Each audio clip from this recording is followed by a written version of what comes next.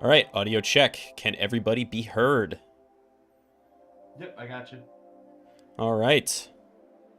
Let's kick everybody up. Welcome, hackers, to Saturday Hacker Day.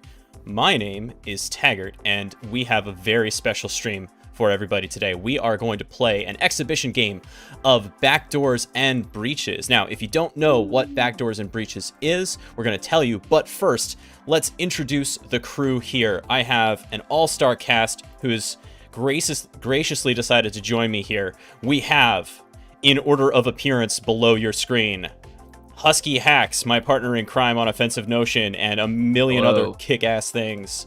I am number one cat dad of the day. We have GoPro Slowyo, another one of our Twitch streamer How's fam. everyone doing? We've got WSP Technique. Woo! Hola. We've got Helen of Tor. Hey there. We've got number one cephalopod enthusiast. I got it right this time. Alhazred. Cthulhu Fountain, so 1-0. And we've got White Cyberduck, aka Goose. Hey guys.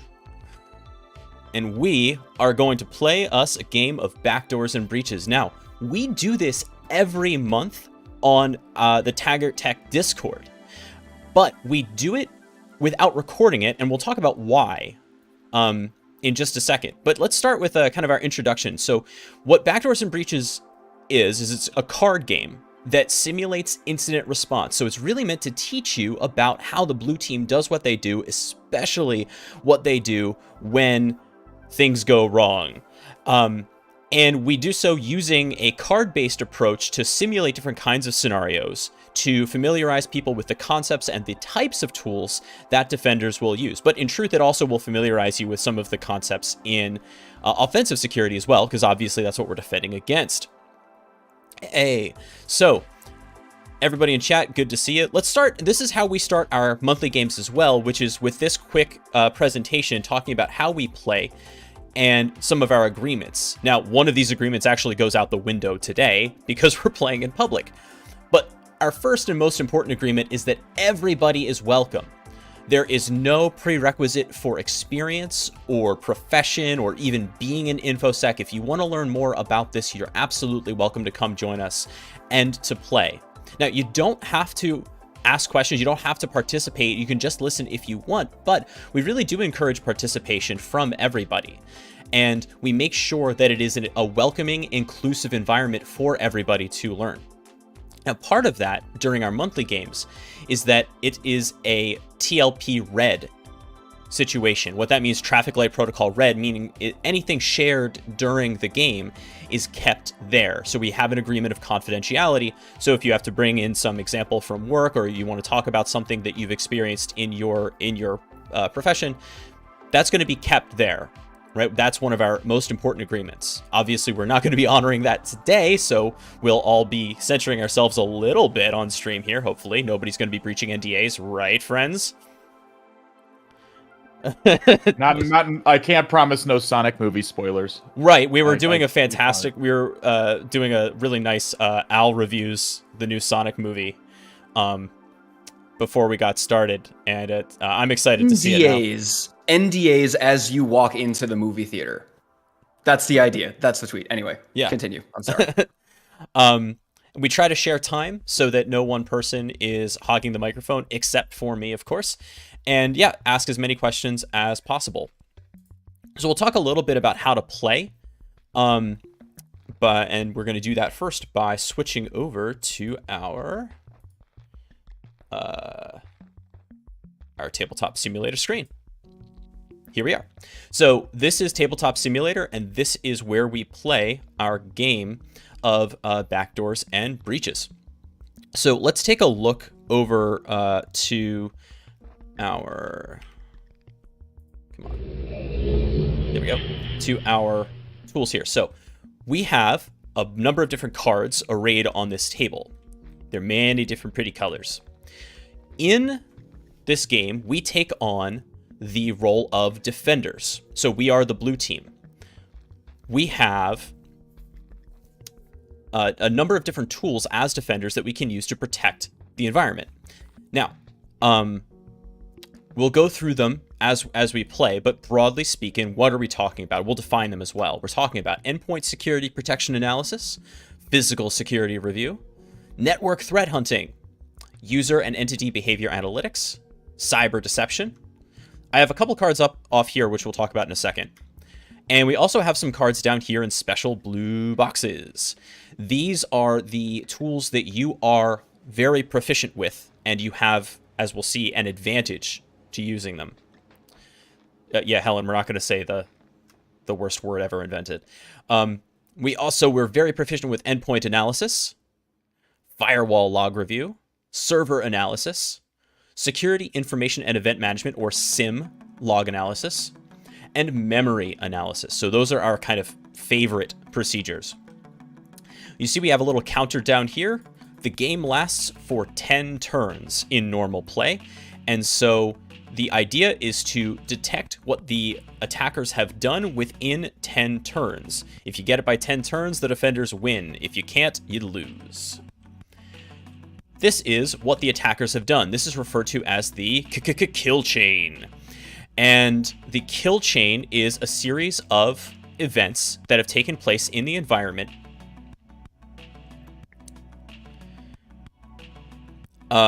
Tibbs asks, why is sim pronounced sim and not seam? It's pronounced either way. I work with people that say sim. I honestly, I would prefer to say seam too, because there's an E in there. It's really pronounced squeal, I think. We've been over this before. Right. Yeah, it's definitely pronounced squeal.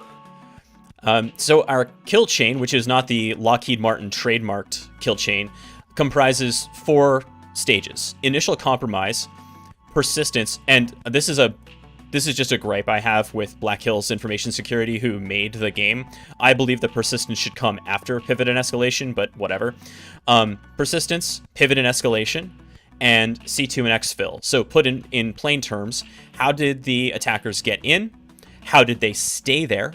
How did they elevate their permissions and move throughout the environment? And how did they get away with the goods?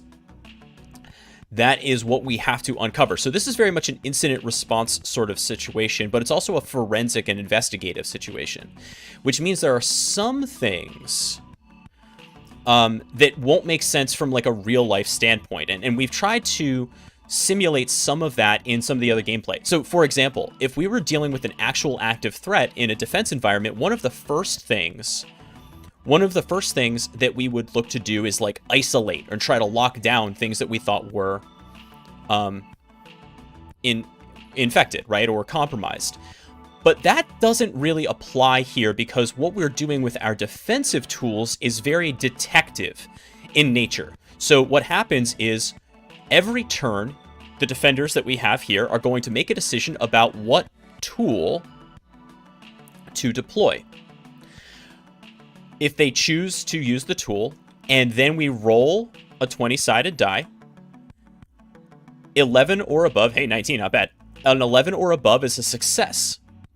A 10 or below is a failure. If they succeed and the tool matches one of the detections listed on our kill chain cards, the card will be revealed. If they fail, then the card is tapped for Magic fans or disabled for 3 turns, and we get to have a conversation about why that might be.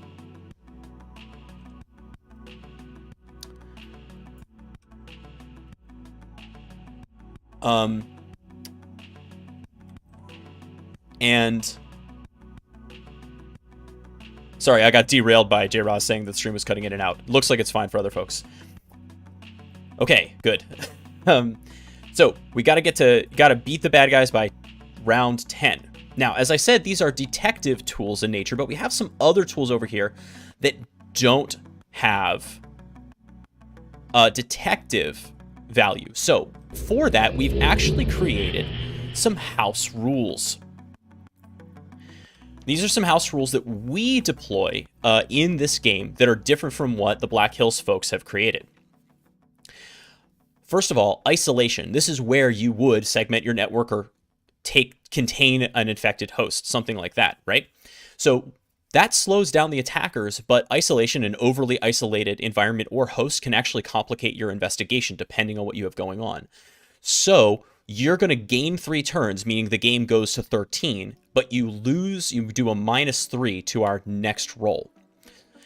Similarly, Crisis Management, one of those other cards we have, means we're simulating when a war room is established, right? All of the funding, all the budget faucets are tapped, and you have access to everything that you need, but that's a chaotic environment. So you have increased capability, but diminished focus. So you get a +2 to all of the procedure rolls, but those chosen procedures that we saw in those colored boxes, by default, you get a +3 advantage to all of those rolls. You're going to lose that, so it's +2 across the board, but you don't have a +3, and that lasts for 3 turns.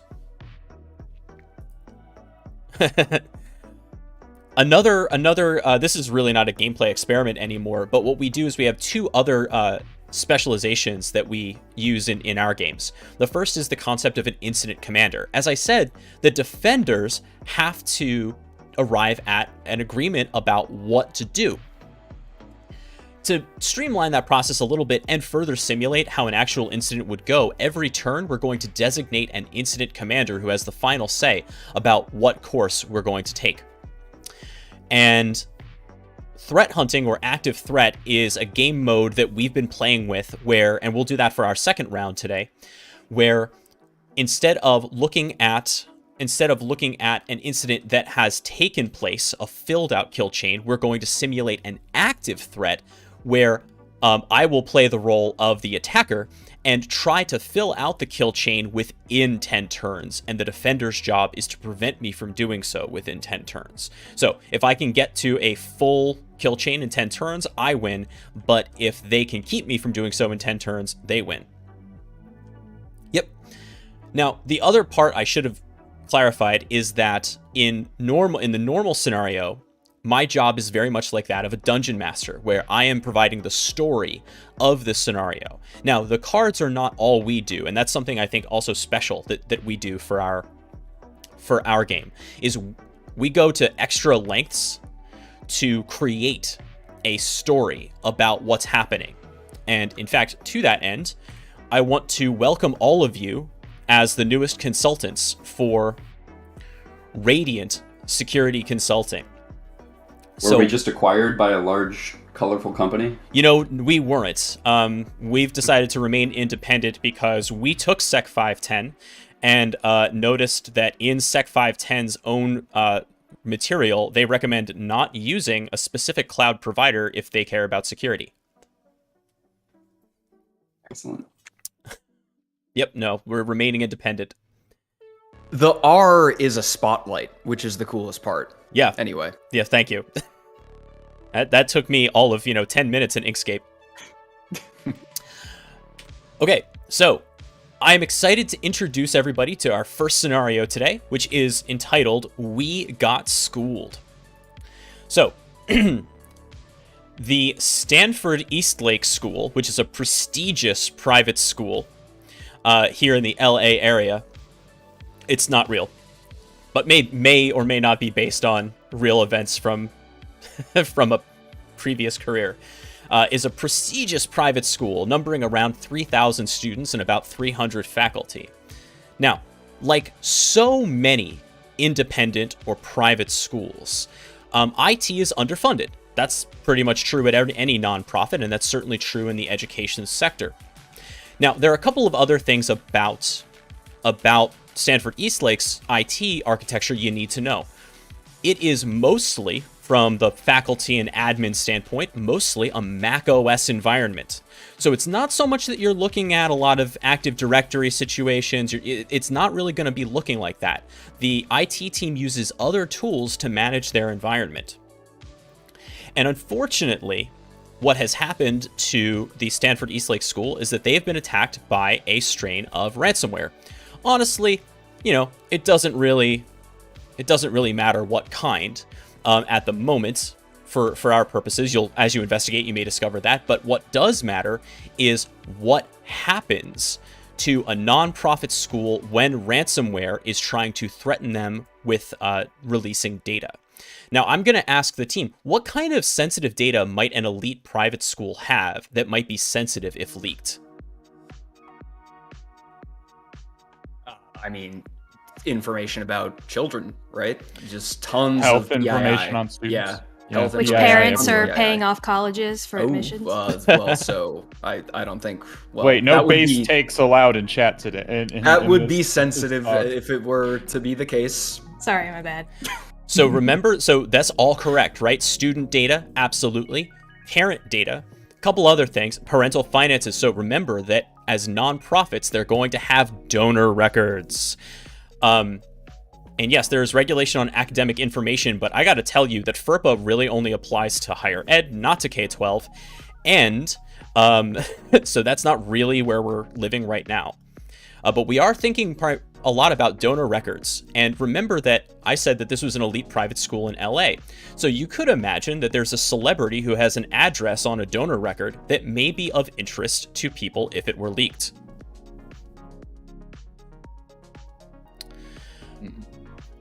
So I'm bringing this up mainly because it's insane to me that this hasn't been more of a problem. So Rootkit Halo, they may have medical records too. Yeah, so HIPAA does actually apply to some of that, and we do have to be a little bit more careful. But yeah, and we'll also say that in many of these places, there's things like potentially, shall we say, less than PCI compliant methods of payment. So there's a lot of juicy stuff in here. And so the network has been brought to a standstill because of widely deployed ransomware bringing down the environment. Now, the ransom note says something about leaking parent and student data if X number of Bitcoin is not supplied. And so you have been brought in to do incident response and forensics on what has happened. How much has been ransomwared? What's the scope of the problem? That's a great question. So essentially every faculty and student machine is iced, and you're looking at mostly Macs in this Do environment. the students have laptops, or Yes, they do. They use schools that are okay? So The school provides MacBook Pros to every student. They're just Size- Chromebook. That is so much money. Yes. Size of the number of assets that we're looking at. So you're looking at about 1,500 assets across. Well, actually closer to 2,000 assets across the board. Yeah. So, but like roughly number of students is like what, 1,500? Would you say? No, so across the board, it's 3,000 students, but the one-to-one devices are provided to the middle schoolers and high schoolers. So the elementary school kids don't get one-to-one devices that they take home, but the middle schoolers and high school schoolers do. So yeah, that's why we're around that number. Okay, fantastic. Who's first incident commander? Anybody like to volunteer? Wait, you also said it was all faculty and students that have laptops, correct? That is right. So Okay. in addition to the middle schoolers and high schoolers, the faculty machines have also been hit. okay, so my initial thought is some student downloaded and installed something he really shouldn't have. I mean, I don't know what students would have credentials to. Well, they would have had. I'm just thinking out loud now. For Just ignore every me. machine in the entire organization to be hit with ransomware. Some They good they questions. certainly could have started on one laptop as an endpoint. Some good questions from chat too. Is the org using cloud servers? What kind of cloud deployment is involved? Prax, great question. This school, like most that I am aware of, is a Google Workspace environment. Pawn Muncher asks, we are here for post-remediation forensics, or are we first responders and remediation team? So this is more of a post-remediation. The machines haven't been fully recovered, but your first job is investigative. These are great questions from chat. Anybody else have any questions here from our actual Do we have defenders? backups? Do you have backups? No, because Google Cloud or Google Drive was the backup solution of choice. So while you have backups for, files that are of like an academic nature, the administrative data, which is usually not stored in Google Workspace, is not available. Womp womp. Welcome to nonprofits, baby. Yeah, ouch. Yeah, actually, so like year zero, brings up a good question. So like, what is the centralized management? They have to have some kind of centralized management to administer this many machines. What does that look like? What kind of solution is in place for that? What an amazing question. So, MDM, mobile device management, in this environment, in macOS, usually you would say there would be Jamf, which is the kind of only game in town when it comes to macOS management. However, there is another option, and for the budget-conscious nonprofit, that is what is usually deployed. Let me bring that up here just so we can see it. Monkey. Yep, which is Monkey. Oh, right. Yeah, of course. Okay, so Monkey is an open source. Now it's from Disney, but Google created it first. Monkey. And essentially, what it does is create a ad hoc app store, but also a way to deploy packages to endpoints centrally. It's really easy to manage. I've used it myself, and it's great. But this is how the machines are getting managed from a software deployment perspective. And then in terms of other kinds of MDM, in terms of data loss, things like that, they are using Meraki. I've never used this specific MDM before, but I assume, like others, there's a way to separate groups, like for different permissions. So, like faculty versus students would have. Yep, and those would be different deployment sets too, for sure. Okay. So, do students have administrator on their own laptops? Are they allowed to install stuff that's not on this app store, or Yes, are they have limited to local the stuff that's? So they do have faculty have local admin. Okay, faculty do, but not students. Yep. Well, and for all of the machines to have been ransomwared, it doesn't seem to me like the students, like maybe it obviously would have started on an endpoint somewhere, but it probably got into this management software somehow.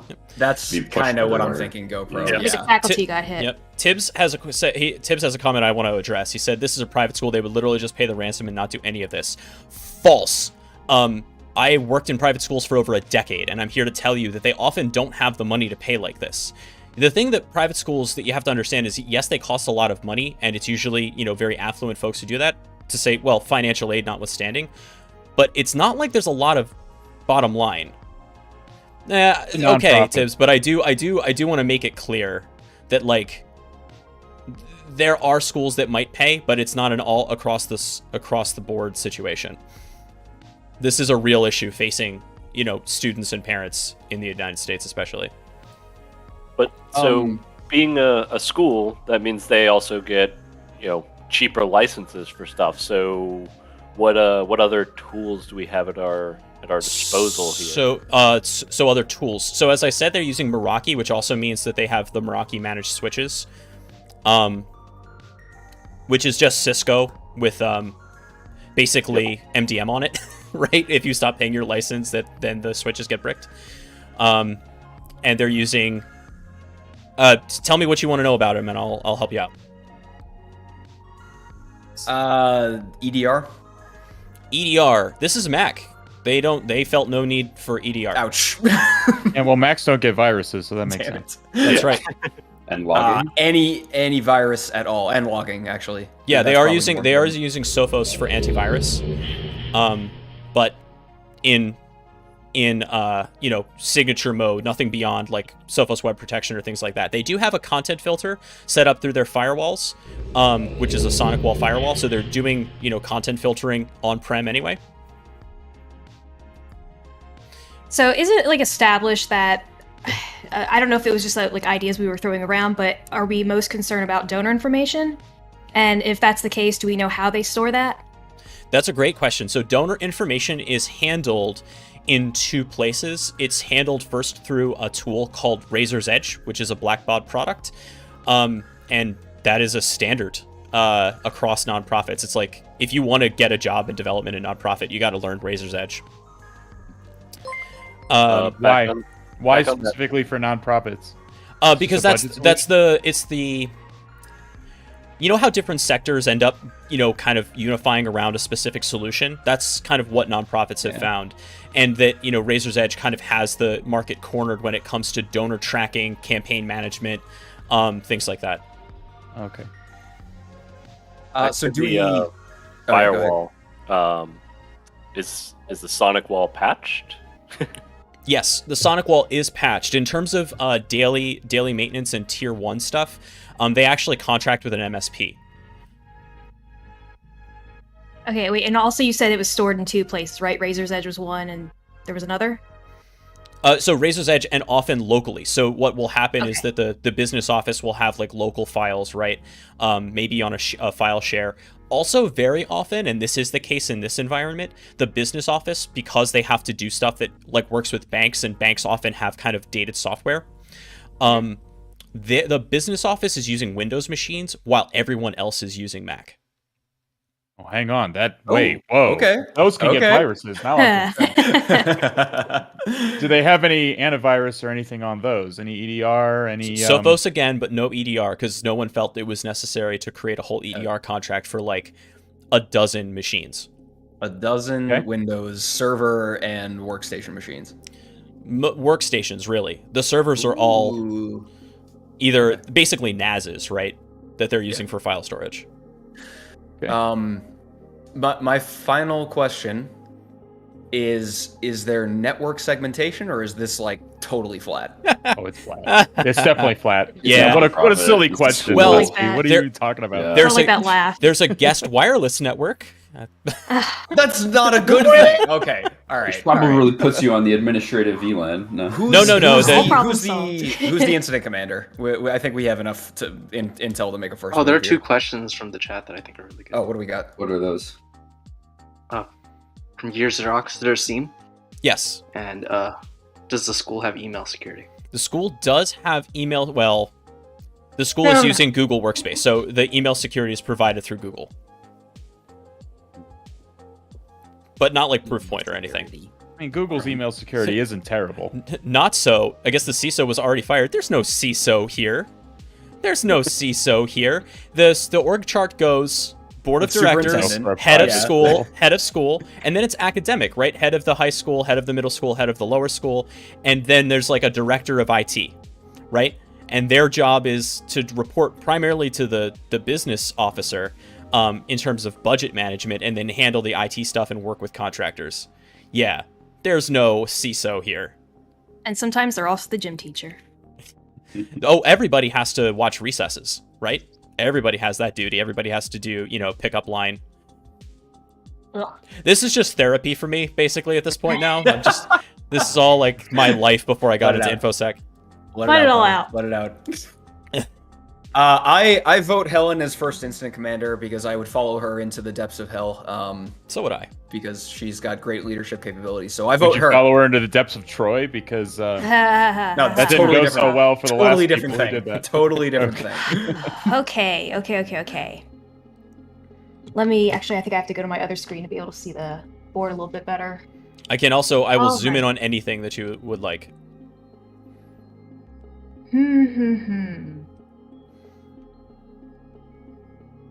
Okay, so we know the scope.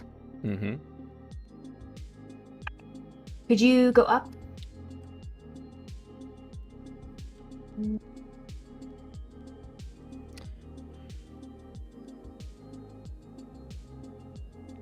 Well, I know I don't want. I don't want memory. Firewall, not yet. Endpoint, I want to wait until I have a better idea of where this might have started.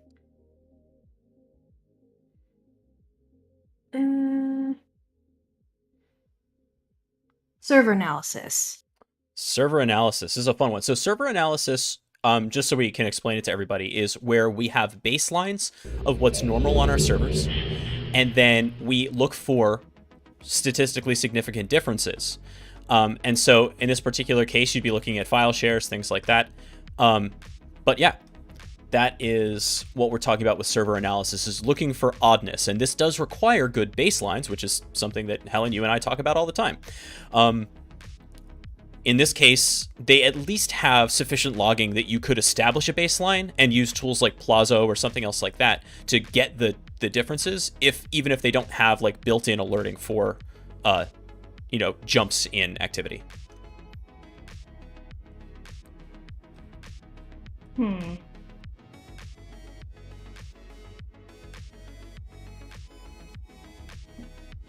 I'm between that and scene, but I'm trying to think where I want to start with the scene.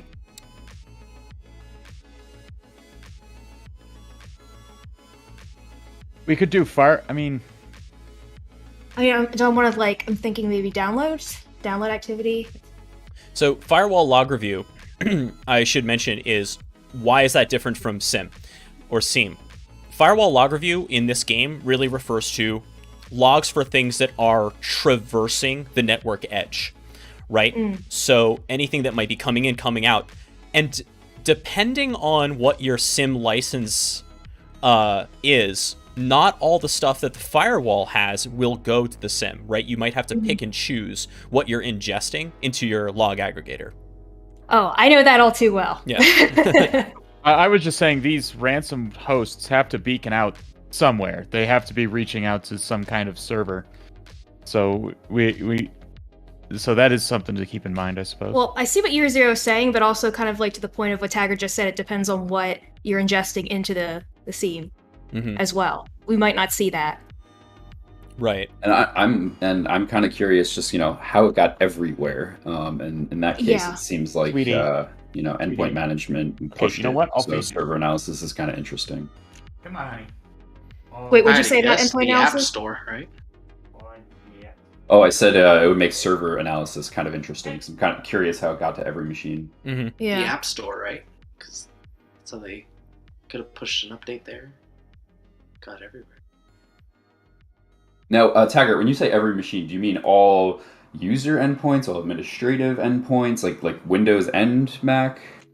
So if it's a Mac machine, they don't have Xserves, but anymore. Pour one out. God, I miss Xserves. But every MacBook or Mac desktop got burned. So that's maybe your first indicator, right? Question. They contract through an MSP, so does the MSP use any sort of remote management RMM kind of software on top of the Apple Store? On top of the Apple Store. So they do. As needed, they will use TeamViewer. Uh-oh. Oh, you know what? Oh, I have a no. question. Yikes. How was this originally reported? And who? This was reported kind of all at once. Okay, just everybody flipping out. People woke up one morning and discovered that this had happened. Huh. I'm almost thinking like a Kaseya type thing. Oh, also, I know I swear I make you explain this every single time, just because I really can't read the cards from It's the okay. way I'm It's okay. looking. It's but okay. the difference between endpoint security protection analysis. Oh, I'm glad- Analysis Oh Okay. yeah, no, this is important to go. Yeah, over I'm because glad we got to it's this. a little- Okay. It's a little deceptive. So endpoint analysis is when you have a specific target in mind and you go deep on that target, right? It might involve the EDR agent and what it can pull, but it might not, right? You might be doing, my favorite thing, which is PowerShell to get win event logs, or using a tool like Deep Blue CLI or Velociraptor or something like that to get information from a specific endpoint that you know is worth investigating. Endpoint security protection analysis is the overview, and this would be like your EDR dashboard, right? Where you are looking for alerts across the environment. You're looking to see if any hosts. So, for example, if you want to perform threat hunting using EDR tools, right, to look for what it can see, this would be where you do it. Okay, and then but also for as far as what the EDR would find, not so in detail as that. We could probably go through the SIEM to find events and their occurrences. Correct? Yeah. So this is gonna be what the EDR would have in the SIM is any alerting logs, right? Whereas this is gonna have activity logs. I think I want to start with the SIEM. Okay. I think the SIEM is a What good do you guys choice. think? Yeah, I think the SIEM is a good choice. Yeah, I great. co-sign. Okay. All right. Let's do that. All right. Well, Helen, as the incident commander, you have the right to roll, or you can waive that right, and I will roll this gigantic virtual d20. We've Oh, seen no. how my cursed. Yeah, no, we're gonna make Taggart roll. I'm just gonna answer Yeah. for her. Taggart's gonna roll. I have it right here. You can hear it, but I'm just gonna go ahead and let you Hey, do a it. 16. There we go. Nice. All right. Okay. So, Okay, good. and that was for the sim. Sim. Okay. All right. So, walking this back, you do find a 16 is pretty good, and actually it was a 19 because we got a +3 on this. So, what you've discovered in your review of the sim is that there was indeed team viewer traffic preceding the day before this event, and in coordinating with the MSP, there was no case open. Now, you found the endpoint from which the team viewer traffic was coming, and you spoke to the owner of that machine. It actually was somebody who was in not the business office, but the development office. The development is in charge of fundraising, campaign management, things like that. And they said that they received a phone call from the MSP saying that there was an issue. They had detected an issue with the machine and that they needed to remote in. But because TeamViewer wasn't installed, they needed to reinstall it and then and gain access to the machine. The development office uses iMacs, just FYI, not Windows. And so you have discovered through your SIM analysis that initial compromise was vishing. Voice phishing. Oh, hey, that's what I did this week. Al knows And nothing last about week. that. I was about to say, did the guy sound eerily like our president of the Emphatic Squid Club over here? Dude, I fucking destroyed that organization. Like, more than half of the people just sort of, sure, I'll give you my credentials. Essentially, So it was really easy. Okay. Quick story about this from my point of view. If you don't have a good relationship between the IT staff, right, and your end users, they will fall for all this so easily. And it's not just about cybersecurity awareness training, it's about an actual interpersonal relationship, because if they don't trust the IT staff to address their issues, they will want to get their issues addressed by anybody who's willing to help them. It's very poignant. A lot of people don't realize that. As a matter of fact, so one of the scariest ones that I ever found, this was a long time ago, but I had somebody who fell for, this was a phish, but a request to change the banking account number for payroll via a spoofed email. So they did the research to find a new employee, right? And then they went and said, oh, I got to change this up. And because it was a new employee, they were willing to make that change. Now, we caught it quickly enough, but this stuff can happen, right? Very, very, very easily. So it's pretty common. Another one is like they'll send new invoices to the payroll or to the invoice, finance team and try and get those paid. Yep. I've seen all of these things work. And then with the trust thing, at one of my previous jobs, they didn't trust the cybersecurity team. Previous employees had been there, so they had sent something. They forwarded it to a help desk guy, and it was ransomware. Ugh. And he opened it, and it spread. Yep. Rip. So, exactly right. So, a lot of times when we play this game, we'll get questions like, but that doesn't really happen in real life. The answer is always yes, it does. Yes, it does. Anything you can imagine has happened and will happen again. Yep. Absolutely. All right. Well, we're on the board, and we're one round in. Okay. Ooh, go team. Okay. And now you've got your hooks in. So who's our incident commander for round 2? I vote Husky. I don't think I have the wherewithal to be the commander of this team, and yet that makes me the perfect person to do so because Exactly. I refuse ask my for the office, job. but no, I must do it. Leadership is not sought, but thrust upon you. All right.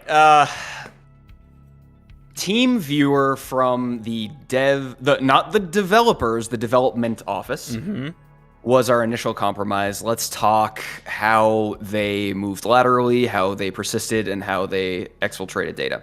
So,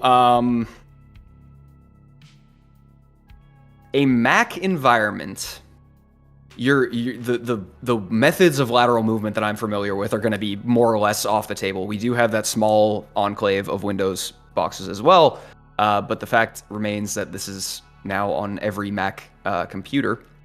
And so that's really bringing me to the software distribution solution, right? So like that seems to me to be the biggest method of lateral movement, really, or persistence, I guess. Now the question, so that's my thesis. Like the question is how do we get that, right? There's no EDR. That solution has to be on a server somewhere, right? It does. So I'm thinking, and it also works out that we roll with the +3 for this. I'm thinking server analysis. We go find wherever that software solution is hosted, and we go take a look at what happened there. Because my inkling is that has been poisoned, and that was rolled out to all the endpoints, and that's how the ransomware propagated. So that is my thesis. I am open to persuasion if you have another idea. I agree with Husky, and server analysis is one of our superpowers. We got a +3, Yeah. and I feel like we know, like we know if there were major changes to the software packages that are rolled out to the environment, we know exactly where that would come from, right? Mm-hmm. And because it was leveraged into every single Mac computer relatively in the same time frame, that seems like a pretty strong argument that is the case. So we could go take a look at that server, and we could go try to figure out what happened there. Okay. That's what I'm thinking. Go ahead. I was gonna say I like the sound of that. I don't think what's the other one at the end? Memory analysis. I don't think we need that. I don't think we need firewall log review at this time either. We might get there. We might want to get there eventually, not yet. but I think the next step is to figure out, okay, now that where was the well poisoned is basically what I'm trying to figure out now. Yeah. Now, one question I just want to ask, and I am just asking, this isn't like a wink nudge or anything, but the server, for all intents and purposes in this case, is an endpoint as well. So between endpoint analysis, where you're diving deep to see what happened on the server, versus, remember, server analysis is like looking for statistically significant differences over time, right? Right. You do have some degree of a time horizon here. Maybe not. Maybe they were dwelling forever. Usually not, though, right? So I just want to, the way you were describing server analysis, it was endpoint analysis on a server. Yeah. Yeah, good point. Yeah. Okay. The thing I was trying to get at with server analysis would be, hopefully we would see the delta between the software packages that used to exist in their current in the state that they existed in, and then the software packages now. Maybe we could get like file hashes. Maybe we could get I don't like Mace attributes on Mac, if that's that must be a thing, right? Like the modify access change stamps on the metadata of the files. So that would be my argument. But I do see endpoint analysis on that server. Which server are we talking specifically? That's compelling as well. So the Monkey server, the Mac Pushy server. That's right. Okay. So basically, Mac Pushy server. So basically, the way that it works is that imagine that Monkey essentially works like a package repository. Right. So basically what it does is it phones home to a server that lists a catalog, and depending on what user group or like what host grouping it's in, it gets different catalogs of software and different versions of software that is available to it. And then it will either present the installers as an option to install as a self-service situation, right?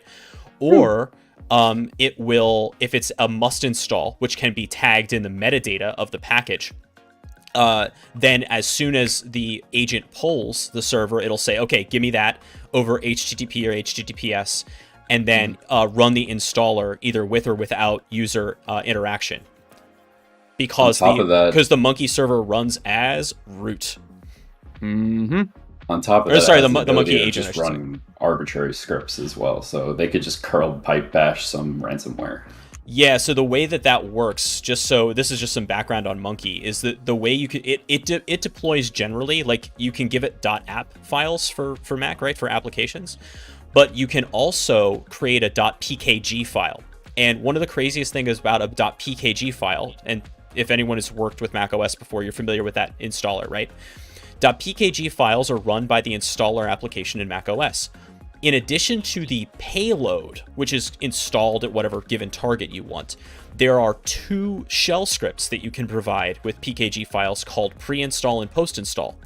And so those will just run whatever you want, and you can make a PKG file. Actually, Monkey has a tool called Monkey PKG that will allow you to build an install package out of any shell script you want.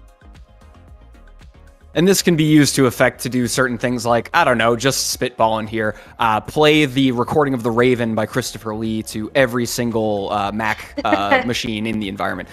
Just coming off the top of the dome piece here. I have no idea what you're talking about.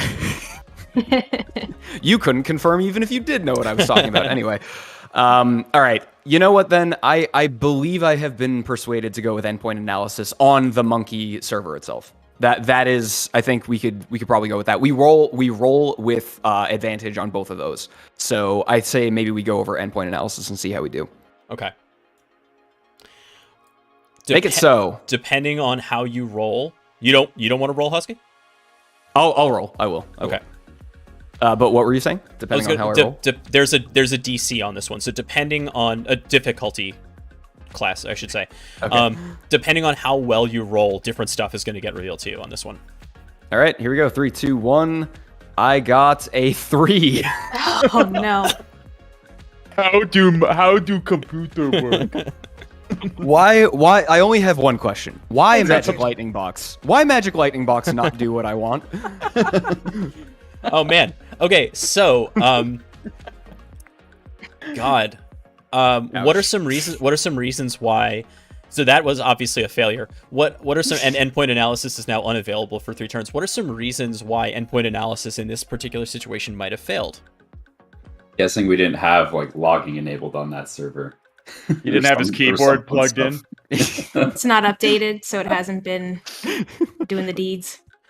All of these are great reasons. Here's another one. You sent a red teamer to go do endpoint analysis instead of having somebody actually competent do it. Well, Fraggle says threat actor cleared the logs. Kind of. Guess what? Yep. The Monkey server, because there are no Mac servers anymore, was just a Mac Pro, and the Mac Pro was in one of the groups that was targeted by Monkey itself, which you can do. Oh, that's cute. You can so the server was in its current state actually not super available for analysis. Ouch. Well, I'm out of ideas. This is so real it hurts. We strive for verisimilitude here. All right. Next turn, I will pass the baton to the Goose. All right, Goose, you're up. Goose is loose. Goose is loose. All right. So we're trying to find persistence, lateral movement, and what was the last one? C2 and exfil. C2 and exfil. Okay. So I'm thinking, dang it, we used all the good cards. What's the last card that we have? Could you scroll a little to the right? Memory analysis. How long are they tapped for? How long are 3 they turns. 3 turns. 3 turns. Maybe network threat hunting. I think. What do you guys think about that? I feel like It's adorable. You think a place like this has taps, but okay. Oh my god! It says Zeke on it. Someone uses the word Zeke. Yeah. No. Oh man. Well, you guys took all the good cards. So, I other than, do you guys have any ideas other than network threat hunting? Or maybe we can go back to server analysis. But would we run into the same problem? That our server is ransomed. It seems as if there is a difficulty check if we were to pursue that option. There is. Just need a good roll. Maybe we can get things to go our way. A good roll would help too. So how do you guys think? Can't provide that. How does isolation work in this context? Out of curiosity, so if we so isolation, right? Will extend the game. It gives you 3 turns. I mean, do we just say isolation? Does it make any tangible? I mean, I know we get negatives on our dice rolls, but does it give any, like, are there any other, like, storyline related effects of, like, isolation here?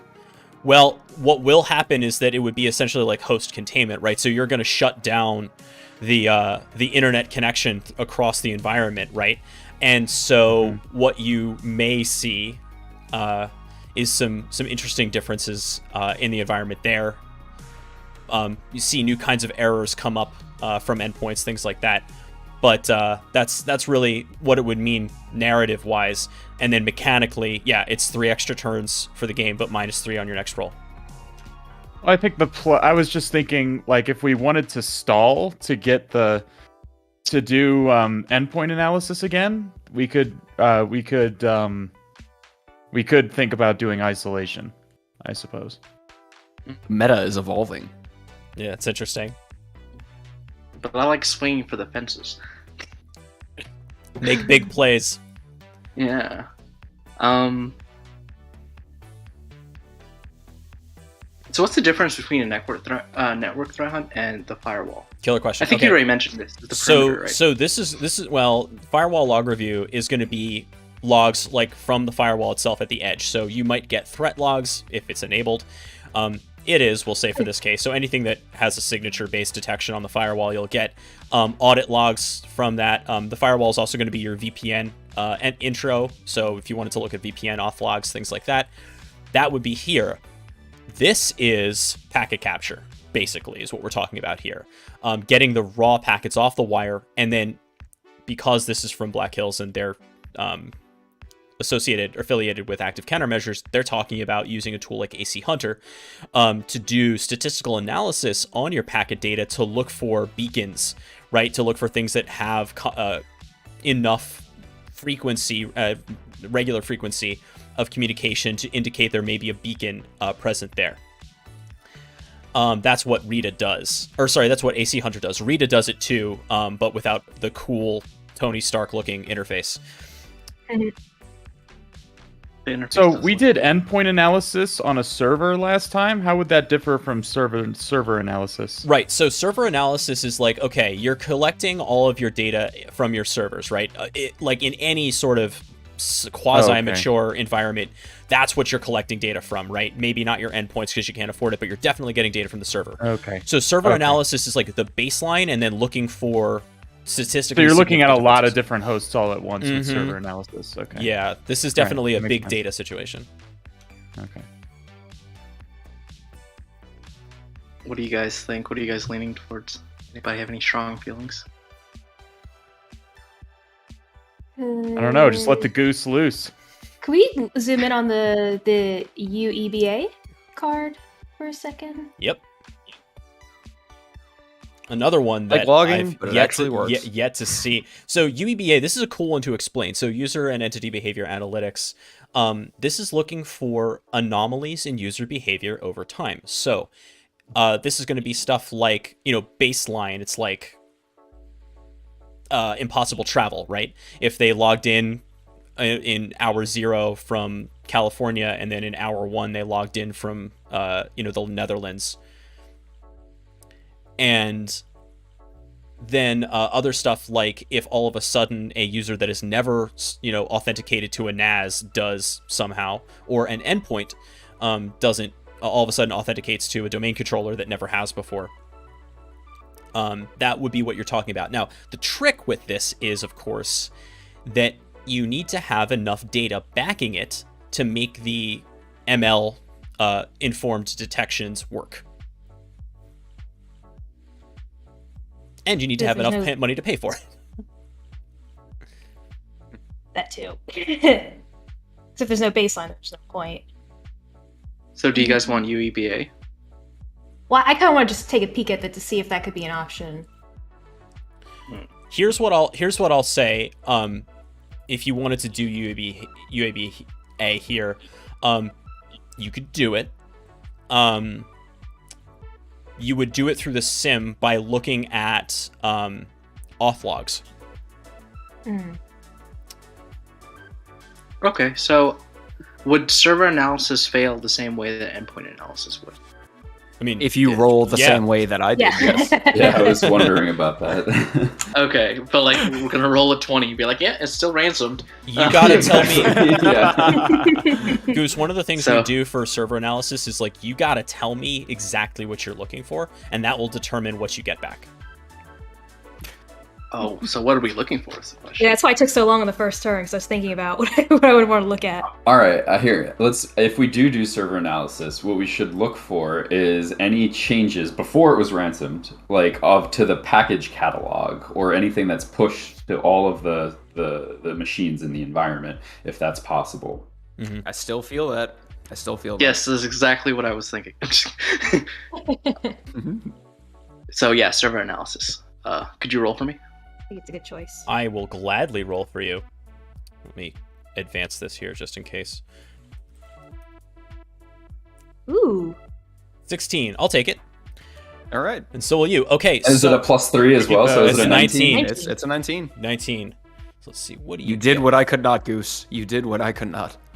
Okay. I so followed proud. in your footsteps. You rolled a 19, I'm it's still so ransomware. And it is still Failed, locked so he up. could live. So you were tell me again what you were looking for? So the differences between before it was ransomed and then after, or yeah. And on your So specific before looking the at initial monkey server? compromise and then afterwards, yeah, to the App Store. I believe, specifically. Okay. So because that server is still cryptoed, you're not going to be able to see a whole lot of logs from that server. But because you chose server analysis and you were looking at aggregated data from the sim and other places, here's what you did notice. A pretty significant uptick in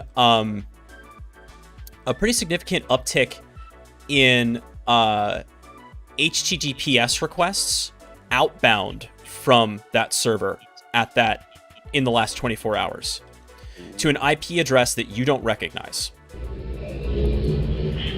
And so going further and coordinating that with your firewall, luckily you do have an HTTP proxy set up, so you can get some TLS decryption going and see what's going on there.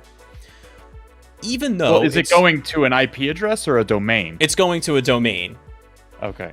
but it's to a domain that you don't recognize, but what you saw first was like the HTTPS because it was resolving to an IP. But yeah, good point. It wasn't a raw IP. But as you take a look at even some of the stuff that the TLS decryption is showing you, it looks, despite its weirdo domain name, for all the world like a Google Workspace HTTP header. But it's obviously not, given what you see from the traffic. And so, from your experience, you now know that what you're dealing with is malleable C2. Love me some malleable C2. This, by the way, I had to make this card because it wasn't in the game. Really? Just put your so- logo on it. May I explain? Go those for who it. Is may there not be is there let in? SSL? Wait, is there SSL stripping occurring? I'm a little surprised that that's the case, but he said that there is. No, so in- what you're talking about is a full-out proxy with Yeah. an organizational root CA, so they can see Okay. they can see the Yeah. traffic. So you can strip the SSL. Okay. That's fortuitous that that's the case. Yeah. because that helps out. So malleable C2 is this nifty little feature that they came up with in Cobalt Strike, and now, like the card says, it's extended to a bunch of other C2s as well. The general idea was that Mudge was sitting around one day and he thought, hey, wouldn't it be cool if my Cobalt Strike beacon on the wire did not look like a Cobalt Strike beacon anymore? And wouldn't it be cool if I could just take the entire envelope of data as it goes across the wire and just manipulate it any way I want? And we can use this for threat emulation, so we can take the characteristics of another threat that's been seen in the wild and put that into the beacon's check-in profile. We can do that to make a beacon look like something else. I just released one that makes the beacon look like just the Notion application posting to the API. You can do any number of things, and now malleable C2, at least over on the Cobalt Strike side, isn't just limited to the network signatures as well. You can control a whole bunch of characteristics of the beacon as it exists on the host as well, in terms of like post exploitation. What process does it inject into when it runs post exploitation jobs? You can control just a whole. Basically, Cobalt is all about like flexibility and just making you kind of into this like shape-shifting, red teamer that can take on a bunch of different forms. Malleable C2 is all about that. Now it exists in Empire, I know for sure, and probably a few other C2s as well, but it's like one of the most powerful features of Cobalt Strike, and the other C2s that it's a part of. Sliver, my new best friend, I think also can... Sliver has Malleable too. All right. Well done, Defenders. You're halfway there. You've got the bookends here. Now you just got to figure out exactly what happened in the middle. Persistence and pivoting and escalation. All right. Mm-hmm. Who's our next incident commander? Goose, you can nominate somebody. I nominate GoPro. All right. So we know that you can't really look at the servers that pushed out the software. It's all our endpoints. Mm-hmm. But we know that we're dealing with some sort of malleable C2 talking out, and we saw a lot of those connections. So firewall log review is really interesting to me, especially since we have the ability to kind of see all the traffic. Does firewall log review include things happening inside of the network, like how they might have moved around? That's a really good question, and the answer is no, and here's why. Actually, you tell me why. I guess you're only logging egress traffic out of the network. So it ain't nothing but a heartbreak. There's... Oh, and storage capacity. Who knows? Like, you can't log everything. So your Meraki switches, if they're configured well, will do some of the lifting of routing across the environment for you. Meaning that the packets will actually never get up to the gateway. Okay? In a flat network, if I'm traversing from one part of the subnet to another, the traffic will... So, hold on a second. Do I have G-Ink open? I don't, but I want to do it. This is too fun. Okay, so... Let me get my tools up. Awesome. Okay, so... You draw... Here is my router. And here's an endpoint. And here is a switch. Okay? Somewhere in the environment. So, if I'm asking to go to the internet, if I have a packet that goes to the internet, the Meraki switch will be like 100%, you got to go to the gateway, off you go. Yep. And the router will be like, cool. But the Meraki switch it's layer 3, it's aware of your subnets. So if you say, oh, actually, I want to go to something in my subnet, say I want to go to endpoint 2, the router will be like, oh, okay, no need to trouble the router with that, I got you. There you go, and route the packet accordingly. So that means that the firewall, meaning your network edge, will never see that packet. Awesome. And now, in the absence of a tap and mirrored span ports, we're not gonna know anything that's going on in the internal network. And you said I think it's hilarious that you think that there are taps inside of this network, so we can basically count that out. I mean, I gave you the gift of TLS decryption with yeah, you did. That was I'm thankful. I'm thankful. Yeah, just assume that was not in place. Don't think that I'm not thankful for that. All right. How cool was that tool, by the way? That was an open source tool called G-Ink. I used to do my teacher thing. That's really nice. Great production. Cheers.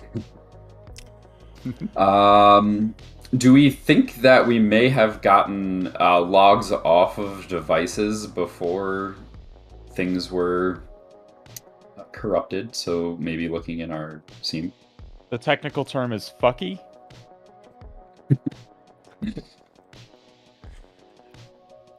I think you can probably find some, yes. Well, I like that. I'm thinking, let's look in the seam and do a little log analysis, try and suss out some things there. Yeah. I have a point and a follow-up question. Like- The point that I want to bring up is if this is malleable C2, Cobalt Strike doesn't have a MAC beacon, right? No, it does not. So we can rule out Cobalt, but we can't rule out the other C2s that might have that. So I don't know if there's a MAC agent for Sliver, but like, you know, Moloch is a wizard, so I wouldn't put it past that he put that in there. My other follow-up question was, well, actually, now I don't remember my follow-up question. But Hey, you know, that's okay. Husky, And can so you the give thing- me a? I'm gonna ask you to give me a D20 roll for an insight check. Oh, baby! All right, here we go. I have rolled a 13. Okay. One of the things that you noticed when you were looking at the server analysis before was that there is SSH enabled for the Mac OS endpoints in the environment. Okay. Okay. Yeah. So one of the things I am interested in finding out is like, right, how did they migrate from that machine they TeamViewer compromised? That's Right. your answer, probably. Yeah, and so SSH. No, Cobalt Strike can do SSH, But notably. it can't live on a Mac host, is the thing. But it could live on one of the Windows hosts that we it talked could live about on a Windows host. and yes. use SSH to communicate. Did we with say the it was Linux Cobalt host, Strike, or did we Mac just say it OS was host. malleable C2? We said it was malleable Yes. C2. Okay. So yeah. Oh yeah. I guess the question was, did we get a beat on where that malleable traffic that we ascertained to be malleable C2 was coming from? That So was my follow-up question. You did, because that was a good roll. What you saw was it on the initial endpoint, right? The TeamViewer target. And then Okay. you saw it on your monkey server. Okay. And that's Both kind of Mac it. hosts. Yeah. And Both. the initial was a Mac, right? Both Mac hosts, right? Yeah. Okay. All right, GoPro, but back to you. I've stole some time there. So no, it's all good. We should discuss all of this. I'm feeling some sort of like either user endpoint analysis (UEBA) of the compromised device, or some sort of log analysis overall to see if we can like find some sort of aggregated interesting activity. To try to suss out that either the escalationing or how they pivoted around. Can you Yeah, tell maybe me I'll- what you would be looking for? Yeah, sort of the method of escalating from that compromised development computer, and how they got around to the rest of the network would be of interest to me. does Mythic have malleable C2? Yeah, it does, I think. Stand by. And can it? Because I know it can make Mac agents. Sure can. GoPro. Yeah. What about throwing like authentication logs in there? Mm-hmm. Yeah, I mean if those are available, but yeah. So that's kind of what we curious said. Like if how that will help us. GoPro, if you want to UEBA. do UABA, like they don't have a UABA solution, but what you can do, because you're all experienced analysts, is you can cobble together your auth logs that have been sent to the SIM, right? That you'll be able to collect some of that data and find your pattern there. At Yeah, least let's see for if we- signage Let's see traversal. if we get a good roll, or would great, you have AV. I was just looking at endpoint security protection analysis, but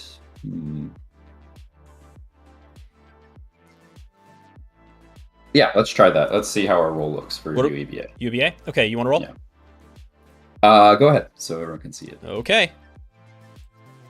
Shouldn't endpoint analysis like rotate another? Yeah, now it can. Now it can. Oh dear. Wah, wah, wah.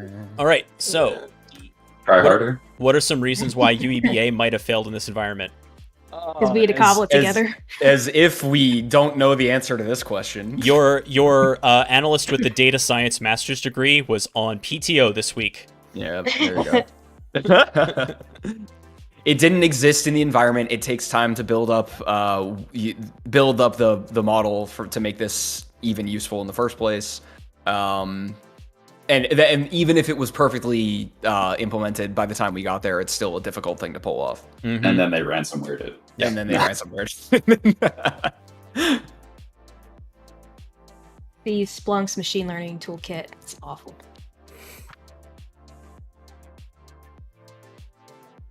Well, that wasn't great. It was a good effort. It was a good effort.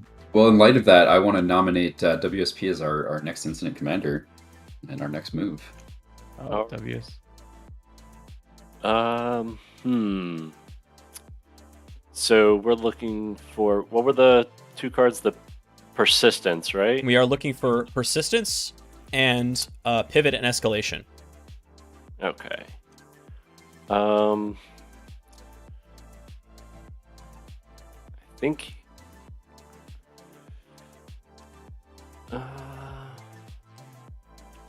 Remember, we've got SSH on the board for a possible lateral movement method. Yeah, and I think. But how would we pick up on that? The sim? I mean, are we sending our auth logs to the sim for at least SSH? Mm-hmm. You are. I think the sim might be a decent role there. Yeah. That seems like a good move. I think so too. We have the +3 on it. Yeah. All right. Let's go. Please be above a 7. All right, Taggart, you can roll. Alrighty. It's way too much faith placed in my rolling abilities here. No whammies, no whammies. Yes! Okay. Oh my god! But what is happening? Endpoint analysis is back Technique on the with board. the most assists. We might need that isolation. Just keeps going this way. The sim, which is of course hosted by your MSP, was not available at the time because you couldn't get the contractor on the phone. Get me the. I want to see the SLA in print. Please deliver the contract to me. How many nines were there? Yeah, exactly. I couldn't get the Excuse me. Okay, good luck finding the contractor ransomed. What's the contractor's name? Skip Townsend. Huh. He better have been murdered by like Jason in like a Friday the 13th fucking like slasher movie event, because short of that, I'm gonna be fucking pissed. Oh man. Okay, so but hey, good news, endpoint analysis is back on the board. Yeah, now he could fail that one again. Year Zero asked what sim is it? It's definitely Q Radar. Oh, why? Jesus. Why? Al, I think you're up. My turn? Al, get us out of this, man. Okay. Come on. Yeah. Come on, Like, roll. No is whammy. there... Okay, so last time we tried to endpoint analysis Monkey. Is there any chance of that being a better outcome now? Yeah, you can do Apart that, and you from- can also do other endpoints if you wanted to. Okay. All right. Can so actually, there's Al, that- give me an insight check. Can you give me a d20 roll for insight? Yeah. Let me. Where's my Cthulhu dice? There you are. Okay, I'm rolling the lucky Cthulhu dice. It is a 9. Okay. Thank you. No further information. Lucky No Cthulhu further dice. questions. Further questions. Okay. All right. What do you got? What do you guys think? We could endpoint analysis on Monkey again and hope for a better roll.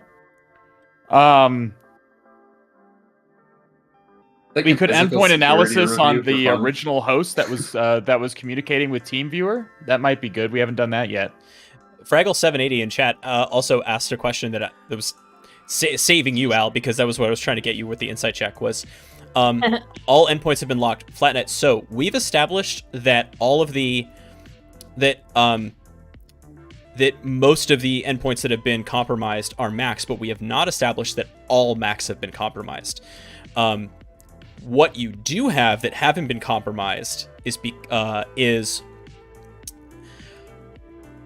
I'm trying to explain this. Okay, so we know that the middle schoolers and the high schoolers have one-to-one devices, right? And we know that the faculty have their devices, and the administrators have iMacs and whatever. But the elementary school kids have to use computers too sometimes, but they don't take them home because, oh my god, that we actually do send kids home with computers these days, but MacBook Pros are not the right tool for that job. But sometimes you might want to do something kind of interesting with, especially like 4th, 5th graders doing video editing, things like that. So to solve that problem, the school has these carts that hold like 30 MacBooks at a time, right? And charge them all in one place. But they've been asleep the whole time through this incident. So they're actually clean. And so if you wanted to do like a before, you could use one of those machines to analyze that to see what's up. Especially if you wanted to see something that like, what could an attacker have done on these machines? So where in this building is that old like CRT style Mac that the kids play Oregon Trail on? Because we need to look at that too. Right. There's definitely the library terminals, right? I knew it. All have like the white plastic iMacs, right? Yes. Those are so old that no contemporary malware would ever be able to touch those. And they're definitely running like Lion or Mountain Lion at the latest. Yes. That's the way forward. All right. I have spoken. That's my opinion. Mike's going off. Well, I think we probably want to establish like, well, those have all been they've all been asleep. So like I'm not familiar with how Monkey works here. Is there like a shared administrator password between all of these hosts or something? So how do we So they run as root. The agent runs as root on the endpoint, right? Okay. But well, actually no, that's not true. It runs as the user. I misspoke before. It doesn't run as root. So if you want to install a thing, like it will handle elevation to admin when you need to install something to like /applications, right? Mm-hmm. But if you want to run like a custom package, you also have to handle that escalation yourself.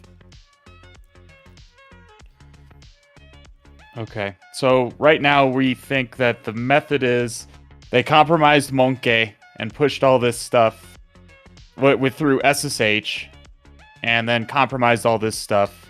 The initial compromise happened through TeamViewer. Just a quick clarification on that, Al. So you haven't established yet that they've pushed anything over SSH. Just that there was... just that SSH exists. Right. Okay. And Monkey will use actually HTTP or HTTPS for its communication for downloading packages. Interesting. Okay, so we could do... if you could zoom out a little bit, what's that last card on the right? It's memory analysis. Oh, okay. So if we wanted to do network analysis to see if there's SSH happening and where it's going to and where it's going from, we wouldn't get the dice bonus. Is that right? That's right. That's up here. Okay. What do you guys think? What are you guys thinking? Weigh in. Well, again, the network, we wouldn't see anything in betwixt. That's true. We don't have any network monitoring software or anything like that. So that's kind of, and we don't have any network segmentation to like look at internal firewall logs or anything. So that doesn't really help. So like if you had like Sysmon on a Windows machine and the Windows machine had SSH enabled, you might be able to pull like a connection off of Sysmon from the host perspective. I don't know if we could do that with Mac hosts. So the only way you could is if you had something like OS query or the Splunk Universal Log Forwarder or whatever, sending like command history. Host-based indicators of SSH. Does QRadar have that same feature? So remind me why Monkey didn't work last time.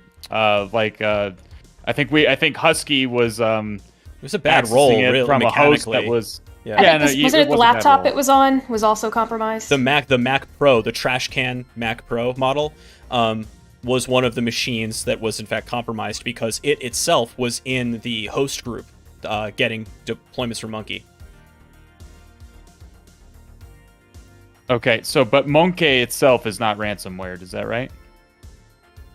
the server that the catalogs were hosted on is. But now you can see. So what you can see is like you have endpoints that haven't gotten the latest push from Monkey, right? That have been asleep this whole time. Mm-hmm.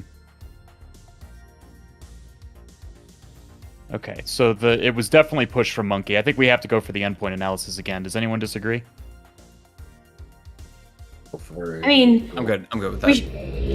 I agree with it in the game, but like in reality, that probably wouldn't be an option, would it? Why not?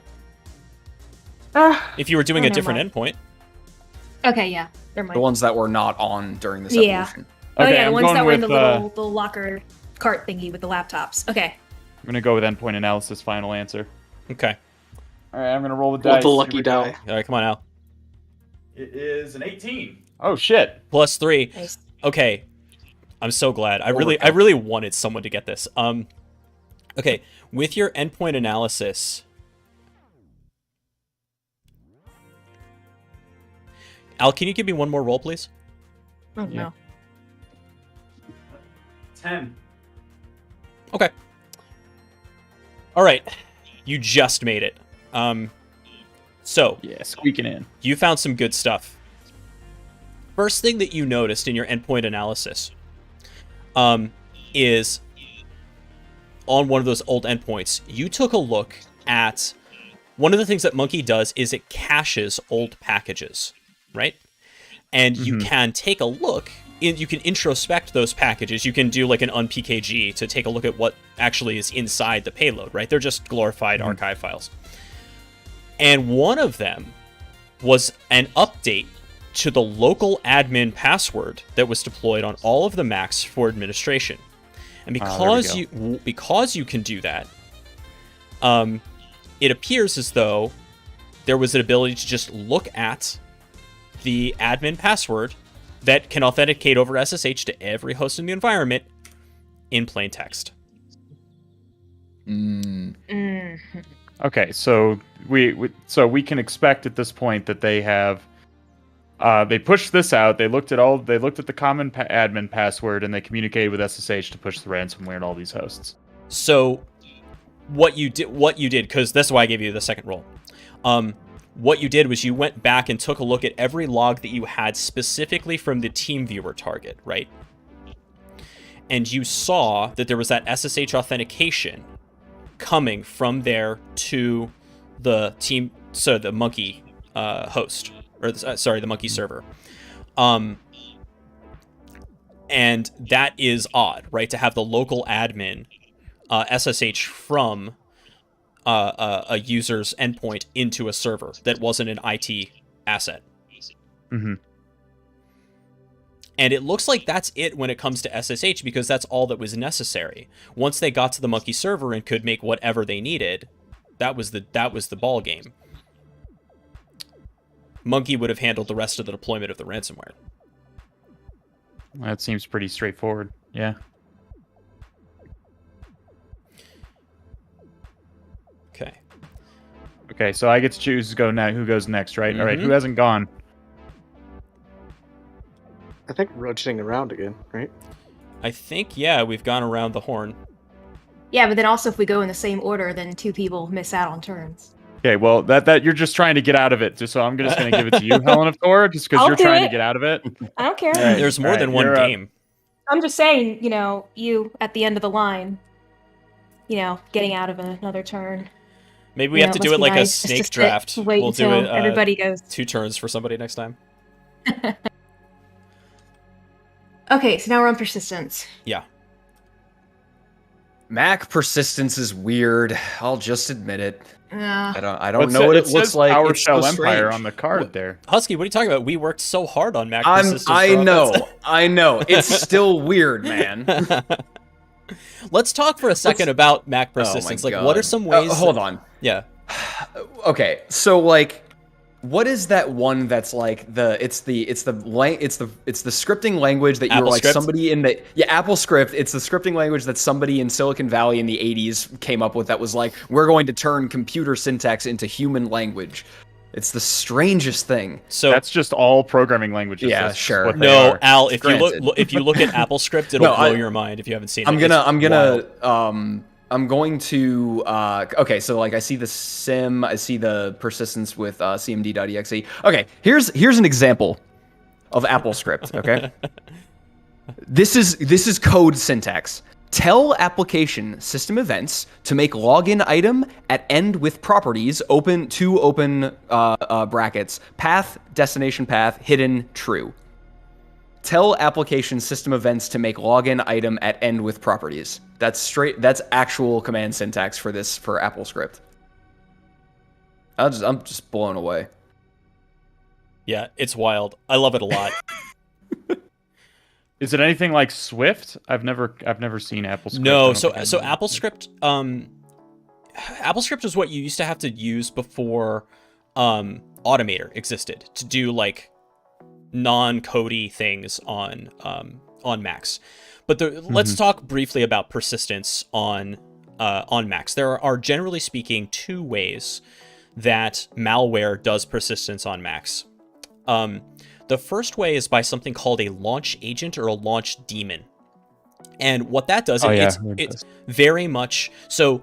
It's very much like systemd in Linux, where systemd, right, handles the initialization of services on Linux machines. So there is a similar service on macOS and BSD actually called launchd. What launchd is going to look for are plist, either binary blobs or XML files that describe services to start in specific locations on macOS, either at root/launch agents, root/launch daemons, or in the user's library. Sorry, it was root/library/launch agents and launch daemons, and then or in the users folder that has their own library. Now, if they're set up in the users folder, they'll launch as the user. If they're set up in the root folder, they'll actually still launch as the user that logs in. But with yeah, that's it. Like they aren't elevation mechanisms. You can't like launch one of these things as root. It's one of the funny things about Mac OS. But they'll start. But if you put them in the root of the file system, they'll start for everybody rather than the individual user whose launch agent folder you might have put in. The other way, and this is very reminiscent of like putting something in the startup programs folder in Windows, is creating something called a login item. And that's where you need to use AppleScript if you want to do it programmatically, where you tell, what was that line, Husky? I totally forget what the code is, but it's like, I'm going to go ahead and say it one more time just for everyone's benefit. So Yeah. follow with me on this journey that we're about to go on. The initial command to, I guess, invoke AppleScript in the first place is OSA script -E. Open quotes. Tell application system events to make login item at end with properties, and then Oh my god, basically what amounts to, you know, where is the source, where's the destination. Really, it's just the destination. So it's insane. good job with that one. It's disgusting. I'm actually disgusted by that. Yeah, not good. But yeah, so those are the two general ways of maintaining persistence on macOS endpoints. But there are others. He said pointedly. Look, I'm trying to move the story along here. Like one for, I want to say, IT? Like a profile? Like maybe just user accounts. Like what? Yeah, that's what I'm about saying, a a new user user profile. account? Just legitimate accounts, yeah. I've heard of using bash profiles and stuff, so every single time you open your terminal. So bash RC or ZSH in the case of ZSH. Yeah. that is definitely a way to do it. There may or may not have been a recent article in the Register about another way to do it as well. Is there cron jobs? There's cron jobs on macOS, isn't there? There are. So not really. So Really? crondy doesn't exist. What you would do is you'd use launch agents to do scheduled jobs. So same deal. Okay, Well, so I've got a pretty good idea of what it might be. You're Okay, welcome, well, What Husky. got published? You're welcome to share with the Yeah, class. don't keep it cheating. secret. This is cheating because I did my homework and just got a Yeah. huge hint. That. All right. Look at this. Adobe Creative Cloud. I guess the students have been doing Oh, right. video editing. Whatever could this be? He did mention that earlier with the video Yeah. editing. I don't know a whole lot of 4th or 5th graders that are doing video editing, so I guess I he just d- I Oh did. man, got I one do. in. I have taught did. classes. Have you teaching been in on my movie. TikTok? Yeah. I did video editing when I was I mean, and I might have even been on Max now that I think of it. Yeah, I've made a bunch of terrible videos when I was in 4th, 5th grade. Okay, so not to log roll too much. It is log rolling. I'm not gonna lie, but this just came out 2 days ago, and basically what I found out was that. Damn it! I have this installed. Fuck. Yeah, same Al. Son of a I was- bitch. ugh. So what And I fo- remember early on when I was like looking through the processes on my like physical PC, I was like, oh, that's weird. Oh, Node.exe coming off of Adobe Creative Cloud. That's weird. Never looked into it. Never thought twice about it. Yeah, so it turns out that not only does the Creative Cloud experience by default on Windows have a just straight up Node in it for no reason, but it's true on Mac OS as well. And what's crazy about that, right, if you're familiar with Node.js, is that you can point that thing at any JavaScript file and it will run with the parent process of that Adobe's Node, right? So if you're Gotta hate it. yeah, so it looks real bad. And by the way, there are also like things where if you have write permissions to like the Discord JavaScript file, you can like mess with that and inject stuff into that. You can definitely do that too. The reason why this one was so interesting to me is because actually I found it because I was looking for weird invocations of command.exe, right, from the users folder. Saw your name in the article. Thanks. But yeah, like the reason that's how I found it, but like that's the thing, right? If I'm looking for bizarre, executables or parent process IDs, if I see like an Adobe thing, I might be like, okay, Adobe's going to do whatever it's going to do. It's running some JavaScript file, right? Maybe it's in program data or app data, right? So it's user writable, but like whatever. They're doing some weird stuff with Node. But it turns out that you can use this as a really stealthy persistence method.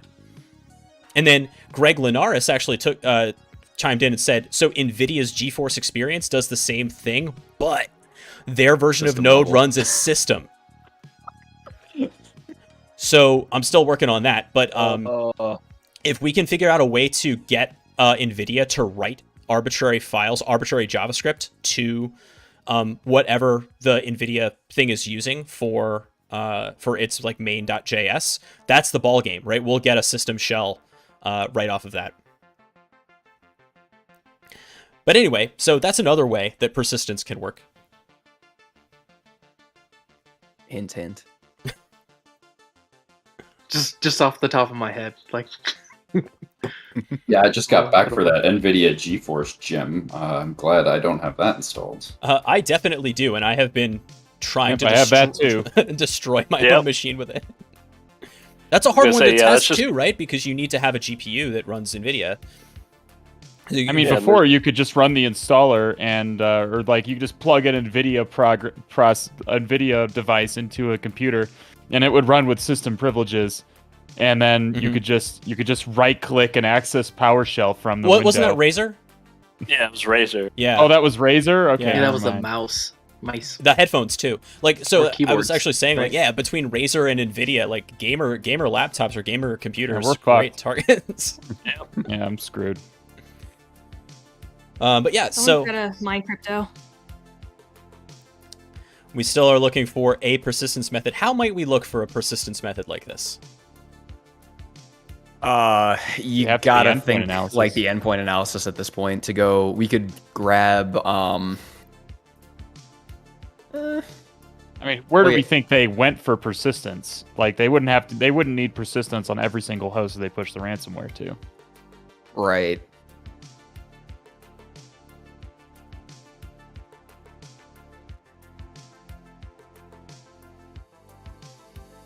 Likely be like, I don't know, one of the servers that they didn't affect in some way. One of the management sort of or administrative type. Well, wouldn't it be? Well, obviously something that already has local admin, right? Just for ease. Mm-hmm. I mean, if from what you already know, they can get local admin anywhere because the same password is used across all these Macs. Oh.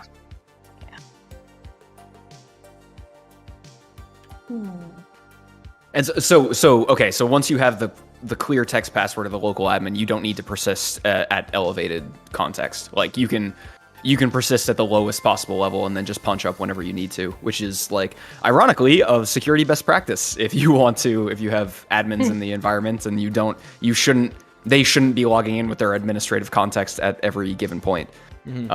Well, the adversary can do that too, to kind of remain a little bit more under the radar. Yep. Year Zero asks, is Monkey still pushing the ransomware or is it offline from the encryption? No, it's not pushing anything anymore. That thing is dead. Yeah. EED. Got hosed.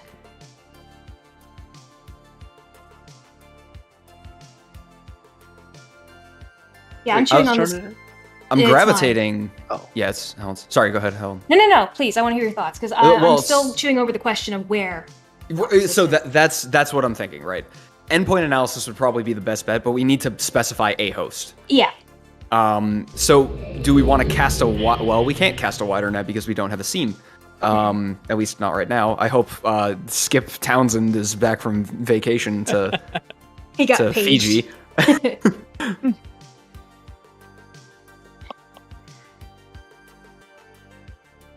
Would that show up in like memory analysis? Like, It was trying to- so. 6 for the snapshot. Here's what might actually. Was that who asked that? Technique or Goose? It's good. It was me. Goose. A goose. Okay, do me a favor. Give me a D20 roll, please. Have Al roll his special die. It's good luck. Okay, well, I'll roll it. I can't promise it's gonna work for you. Okay, it didn't. You got a 7. Congratulations.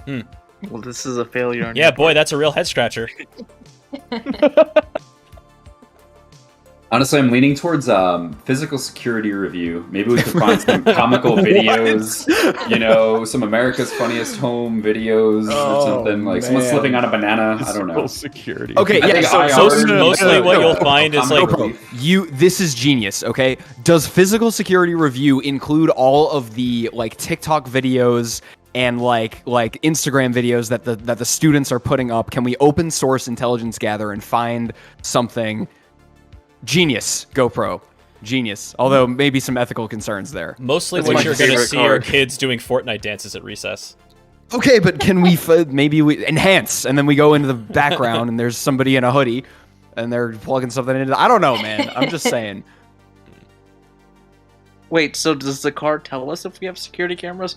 Oh, Do we you know? definitely have. You have to, for insurance purposes. There are security cameras around this place. They're not in classrooms, but they're in every hallway. It's by the way, welcome to Southern California. Most of the space is outdoors, and most doors lead directly to the outdoors. It's like a true Okay. like open campus. Super weird. So- When I got here, there are no hallways in a lot of schools.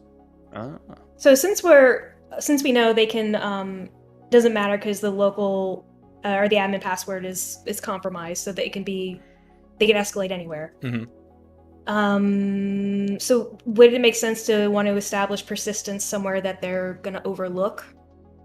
That isn't quite on the radar. They're thinking a lot about the stuff that's more critical or I guess high value. So maybe something a little sneak. Like, didn't we mention we had like some old stuff in the library? Mm-hmm. Did that TeamViewer remote connection, that checkbox get clicked for unattended access? I'm not sure what you mean. In TeamViewer, can't you like set a password like AnyDesk where you can just have unattended access through TeamViewer? So TeamViewer only really happened from the initial entry vector. Just to recap where we are, I think, yeah, it's a good thing to do. So to recap where we are, the initial compromise was an attacker posing as IT support, convinced somebody in the development office to install a new version of TeamViewer and give them remote access. This sounds awfully familiar. From there was an SSH connection using the local admin password to the Monkey server. And from there, we discovered that, you know, there must have been some sort of monkey push to all the Macs that were online to deploy this ransomware. So it was kind of like it was like a one move to server and then using the built-in tools to deploy the malware everywhere else. How many turns do we have left? You have 4 turns left. Oh, we might want to use the. Oh, that's not bad. turn Nah, you're I fine. think We're I gonna think be the fine. server, the monkey server again, is probably for like the persistence. I think that's probably where they would want persistence, right? Mm-hmm. Maybe that's not their point of egress, though. Which maybe the compromised host would be the point of egress.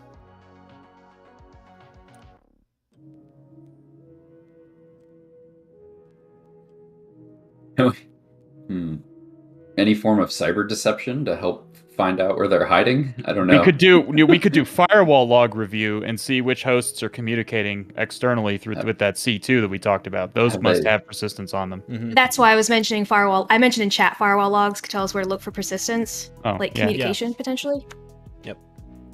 You would Or maybe- you would have to roll a 23 to get cyber deception to work.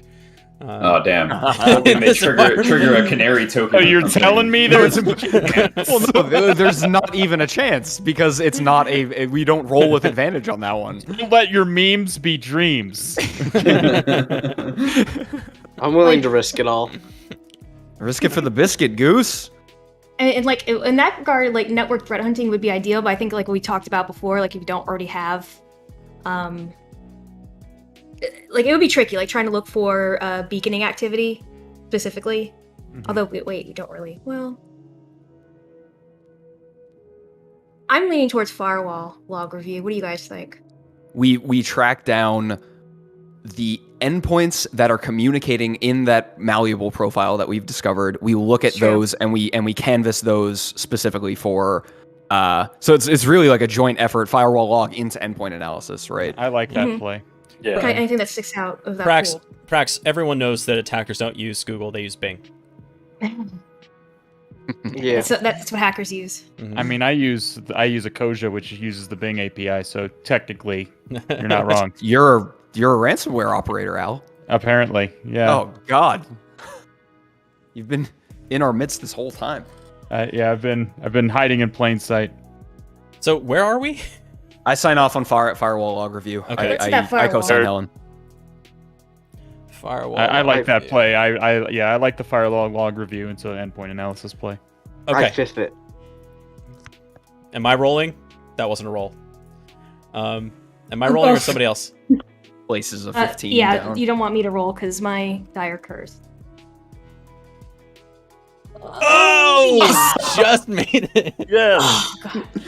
Oh, like I just like blowing fell up the over screen. onto the 10. Yeah. Oh man. Okay. So for firewall, you did identify. So what you found was,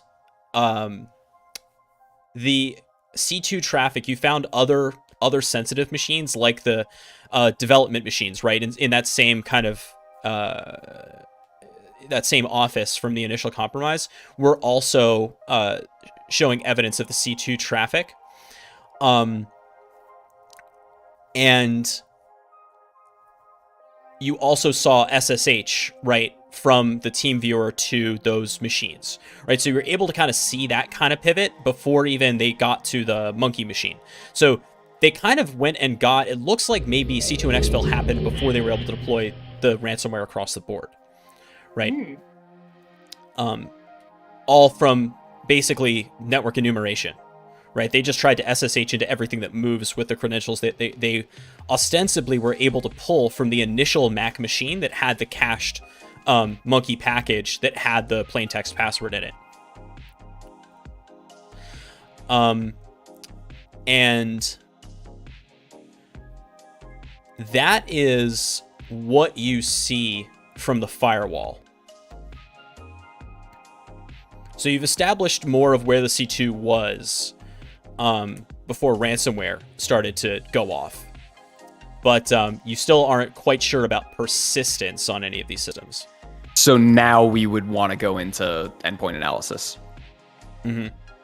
We have a stronger case to go look at specific endpoints now. Okay. Yeah, I think so. Now, I need an insight check from one of you. Or no, not insight. It would be perception. It doesn't matter. It's just a d20 roll. How about Should we- technique? Technique. Go ahead. All right.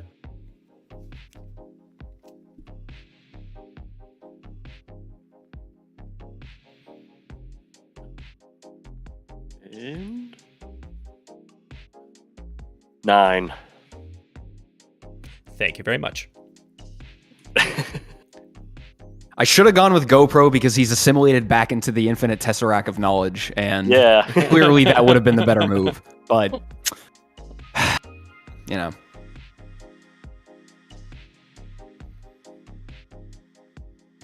All right, oh, he's so back. who's our commander?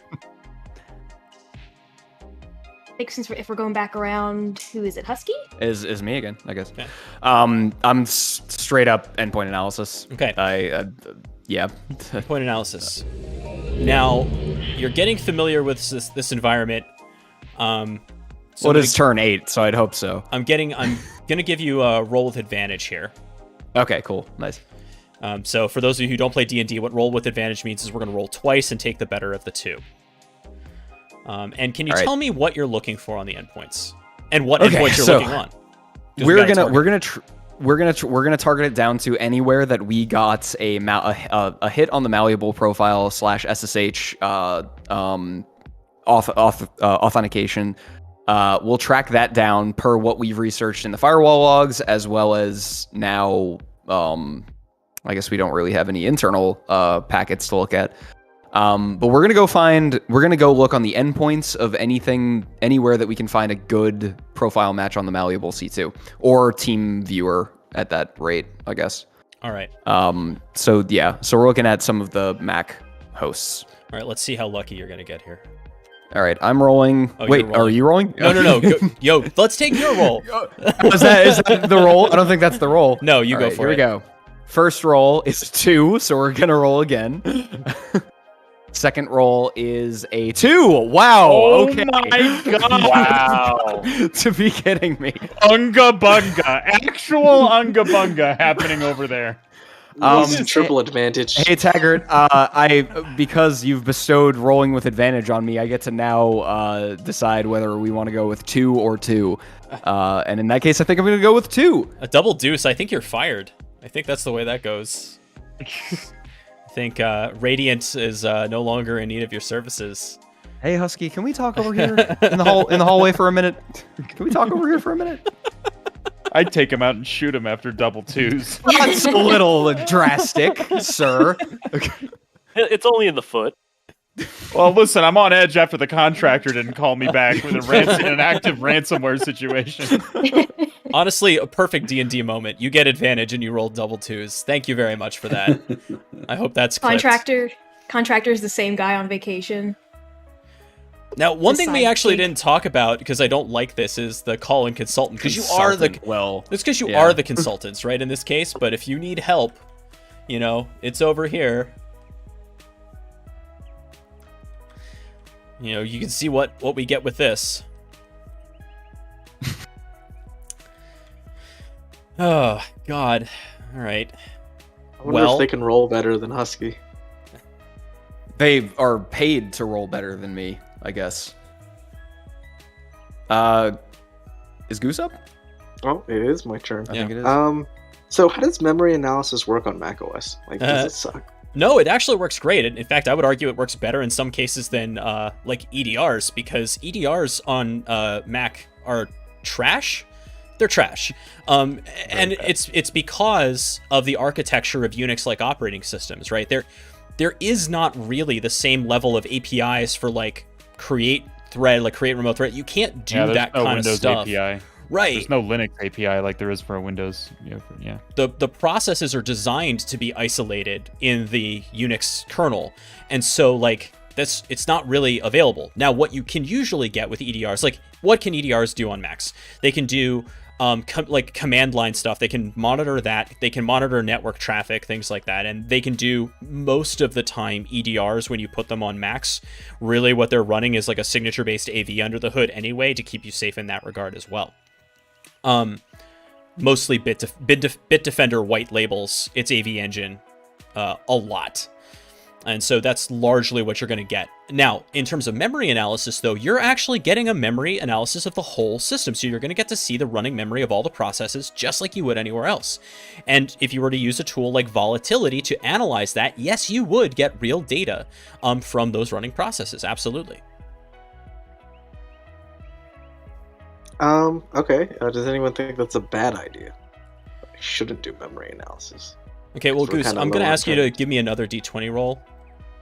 Because I'm the nicest Can you roll DM for me? in the whole wide world. Okay.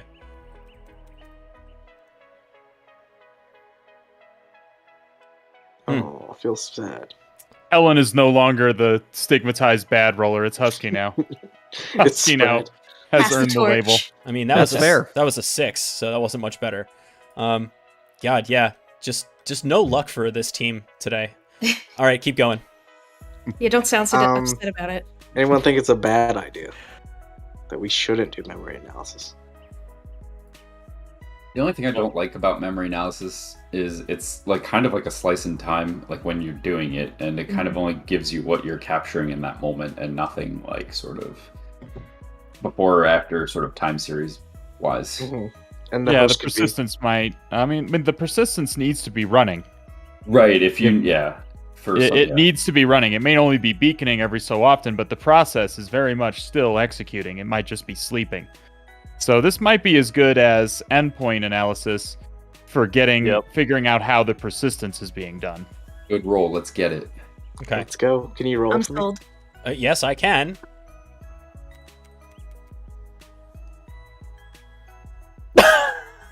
Double 6. All right. I'm just Oh leaving. my god, I hate this. I hate this game.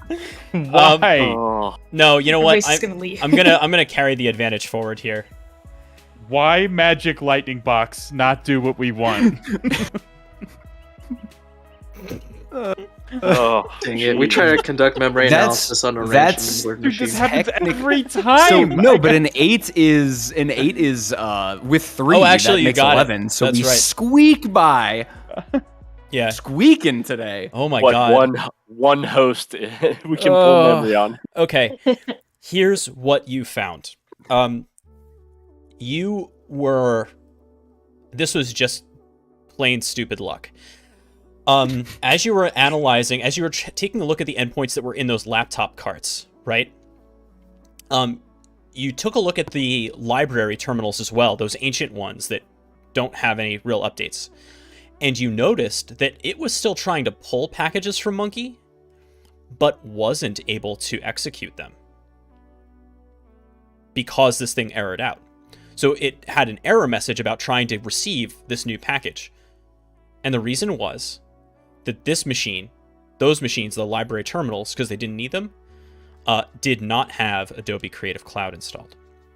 So you pull a memory image from one of these machines, and what you find is that the package that came from Monkey tried to attempt to do two things. One, it tried to create a new JavaScript file in home directory /library /application support, which, if you don't know, that's the Mac equivalent of program data, or actually app data, really, because it's user specific. And that's where a lot of config files and things like that are going to get stored. And so if I'm doing incident response or threat hunting, if I see stuff getting called from application support, I'm not going to be too weirded out by it. You know what I mean? Mm-hmm. So it was creating a file. Sneaky. Yep. So they created a JavaScript file there. But because this thing never ran, which would have self-deleted the package, you were able to actually analyze the malware in memory from Monkey. And what you found was that it was going to execute the ransomware. Well, yeah, execute the ransomware basically, but also install the C2 as persistence as running with Adobe's Node. And the reason it didn't work is because these machines to try to save on licensing costs, did not have the Adobe Creative Cloud experience installed. And so you found that it was installed as a malicious service, but running as Node. Coming in under the wire. Still did it though. Yes. Very well done. Working as designed. Thanks, Adobe. Always. Indeed. It's wild to me that this works both on Mac and Linux, just because Node is Node. Feature right? not bug. Yeah. The after action report for our team on this one is, I mean, it's not going to be a fun conversation, and I'm going to say moving forward a lot in that after action report. So everybody should really just kind of prepare that. Have a good weekend. We'll talk about this on Monday. I mean, hey, billable Everybody hours buy are a new billable guide. hours, you know what I mean? I made mistakes too. My rolls were not good. I take Not good is responsibility. I think your rolls You're were the worst. downselling it there. I'm gonna be brushing up my resume. You rolled a 6 and 2 2s. Those have been your rolls so far. Your contribution has been banging on the keyboard and Magic Lightning Box not doing what you want. Oh, man. Okay. So, that was game 1. Thank you so much, everybody. We have a second round, and I just want to do a quick time check. Is anybody who needs to drop off for game 2? I am good. Or Hey, drop in. did we win that game? We did You win. did. Yes, we did. Barely. You did. Coming in at the 11th hour. Knock by. By we, I mean me. I scored the last. Yeah, the goose was let loose. Goose, I and- don't know how you stand up straight with the team on your back, okay? So I Yeah. just want to say You did thank you. lose. You're out there, you're performing, you are a rock star, as they call it, which means that we are, in fact, underpaying you for what you do. But we are glad that you're on this team. Wait, you guys Coattails are getting must be paid? tattered. Wait, you're the intern. I'm good to continue, by the way, to answer your question. Okay, I'm great. good. Awesome. So I'm so excited for this next one. It's probably going to be really lame for most of you, but scenario 2 is called Root for the Home Team. Root for the home team. It's opening week for Major League Baseball, and I am indeed a fan of only really baseball, and only because of my roots here, the Philadelphia Phillies. And so it is, yesterday was opening day for the Phillies at Citizens Bank Park. They're playing the Oakland Athletics. They're hosting the Athletics, and they're playing in a couple hours, actually, for game 2 of this series. But Major League Baseball is in place. And if you don't know, there was kind of a lot of controversy about Major League Baseball before the season began. We weren't sure that there was going to be a season. There was a lot of contract negotiations between the owners and the players. And so, given that there were a lot of people angry about what took place, and especially even the agreements about how the season was going to proceed, everybody's on high alert about what might happen. And so, the Philadelphia Phillies and the management company of Citizens Bank Park have contracted you to come to the city of brotherly love to monitor for active threats against the park infrastructure itself. And that is what you are up to today. So, you're going to be in the network during the game to see if something untoward might be happening. So who are they playing against? Hang on a second. This is very relevant. Who are they playing against? They're playing against the Oakland Athletics. Oh, you did say that. Okay, I don't care about that. Wait, who would have been what? The Twins? Oh no, it depends. If you would have said the Cardinals, I would just been like, right, of course. Okay, fuck the Phillies. No, I don't care. I totally But forgot if you- the Cards existed. Honestly, Yeah, they haven't been as good the last couple of years. But if you'd said the Cubs, I'd have been like, okay, we're super motivated to help the Phillies on this one. All right, I have but one question, Taggart. yeah, G breakfast yet? yeah. You guys ever seen the movie Moneyball? That's like an amazing film. Oh, we got valet. We got Valet. Oh, hey. Valet. It's it's so cool. You came through, you were in chat and you came through, and it's like, wow, if only other people who said they were going to be at this game could do that. I'm not naming names, but you know who I'm talking about. So sorry, I had a meeting this morning. You know what I'm saying? So let me explain a little bit about how this round is going to differ. In this round, I am not your ally. I am your adversary. And what is going to take place is that within 10 turns, my objective is going to be to fill in this kill chain. The way that this works is that I have to build it up piece by piece by rolling dice the same way that you do. I don't get any advantages, but I have to fill this in. Now, after I fill these in, you're able to detect and knock down the kill chain. If I fill in, I can only build out from my next highest chain. So, for example, if I fill in, I'm moving the whole deck. That's not useful. If I fill in 3, but then you knock down initial compromise, I can still fill in C2 and exfil, but I won't win until I reacquire initial compromise. Does that make sense? Yep. Yeah. Okay. So it's like more of an active threat situation rather exactly than right. What the fuck happened here? Yeah, okay. Exactly right. Technical term. What the fuck happened here? And so the way that the turn cycle is going to go is that you will see on the screen as we're playing attacker activity as I take the game over to my window and start to do whatever I want to do. And Function value. So good. I love the little emojis. Anyway. Thanks, bud. So give us the lowdown on the infrastructure. What's the infrastructure like? Right. So let me bring up my notes here in Notion. And by the way, this is like, I'm so pained by doing this game because all I want now is like a donut from Federal Donuts at Citizens Bank Park. So good. So good. Yeah, okay, yeah, Helen knows. So they're a problem. They're a problem. They really okay, yes. And also their fried chicken is amazing. Oh, their fried chicken sandwiches. Oh my god. Oh boy. It's a Philly stream now, folks. It is. Get into it. Yeah. Go Phils. Go Birds. Go Birds. Relax.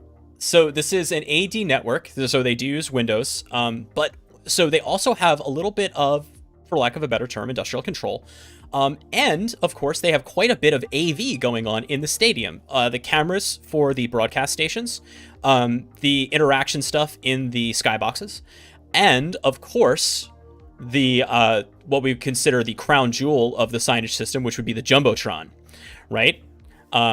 All of that is potentially available as targets. But, and of course, you have your PCI, or I should have said POS network in both senses of the term, but point of sale network for all of the concessions, right? So your gift shop, and of course, all of the hot dog / ice cream and little helmet vendors, all of those are going to have a separated network for payments as well.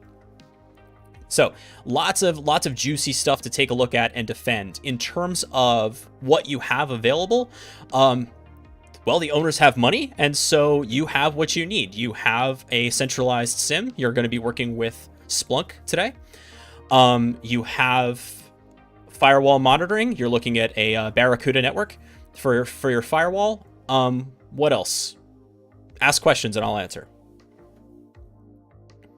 As I roll for my first attack. I have been it has been made aware, or I've been made aware of the fact that Gritty is in fact the mascot for this team. I only know about him because of John Oliver. Uh-oh. Gritty is the mascot for the Philadelphia Flyers, which is the hockey team. This is the mascot for the Phils is the Philly Fanatic, the greatest mascot in baseball. I was about to say if Gritty was the mascot on this team, I would have to withdraw from the team for ethical concerns. But that's not going to be the case. So there's no one more based than Gritty. We know that. Best. That's I'm gonna put based. This is the Fanatic. Yeah. Okay, Jesus this guy Christ, I can get. What is going on? I can get with. You think it couldn't get me any more strange? But What then is Gritty fucking pulls going up. on? This looks like a Muppet that had too many other Muppets for That's- for Dude, breakfast. just looking at this his is face this is the so old disturbing. this is the Show old people fanatic Gritty so too. we know. This is the old Oh, fanatic man. too, right? Because it doesn't have stars around the eyes. There was a lawsuit about the fanatic. My man got a He's dumb dummy bro. thick. Ain't gonna. Yeah, that's what I'm talking. Wait, what? All right, Yeah. so Hold on. That's great. this is Gritty. This is a this is Whoa, this man problematic. is Yeah, let's do the cracking Kardashian his- Yeah, thing. Gritty looks like he's gonna murder you. Yeah. Gritty punched a child.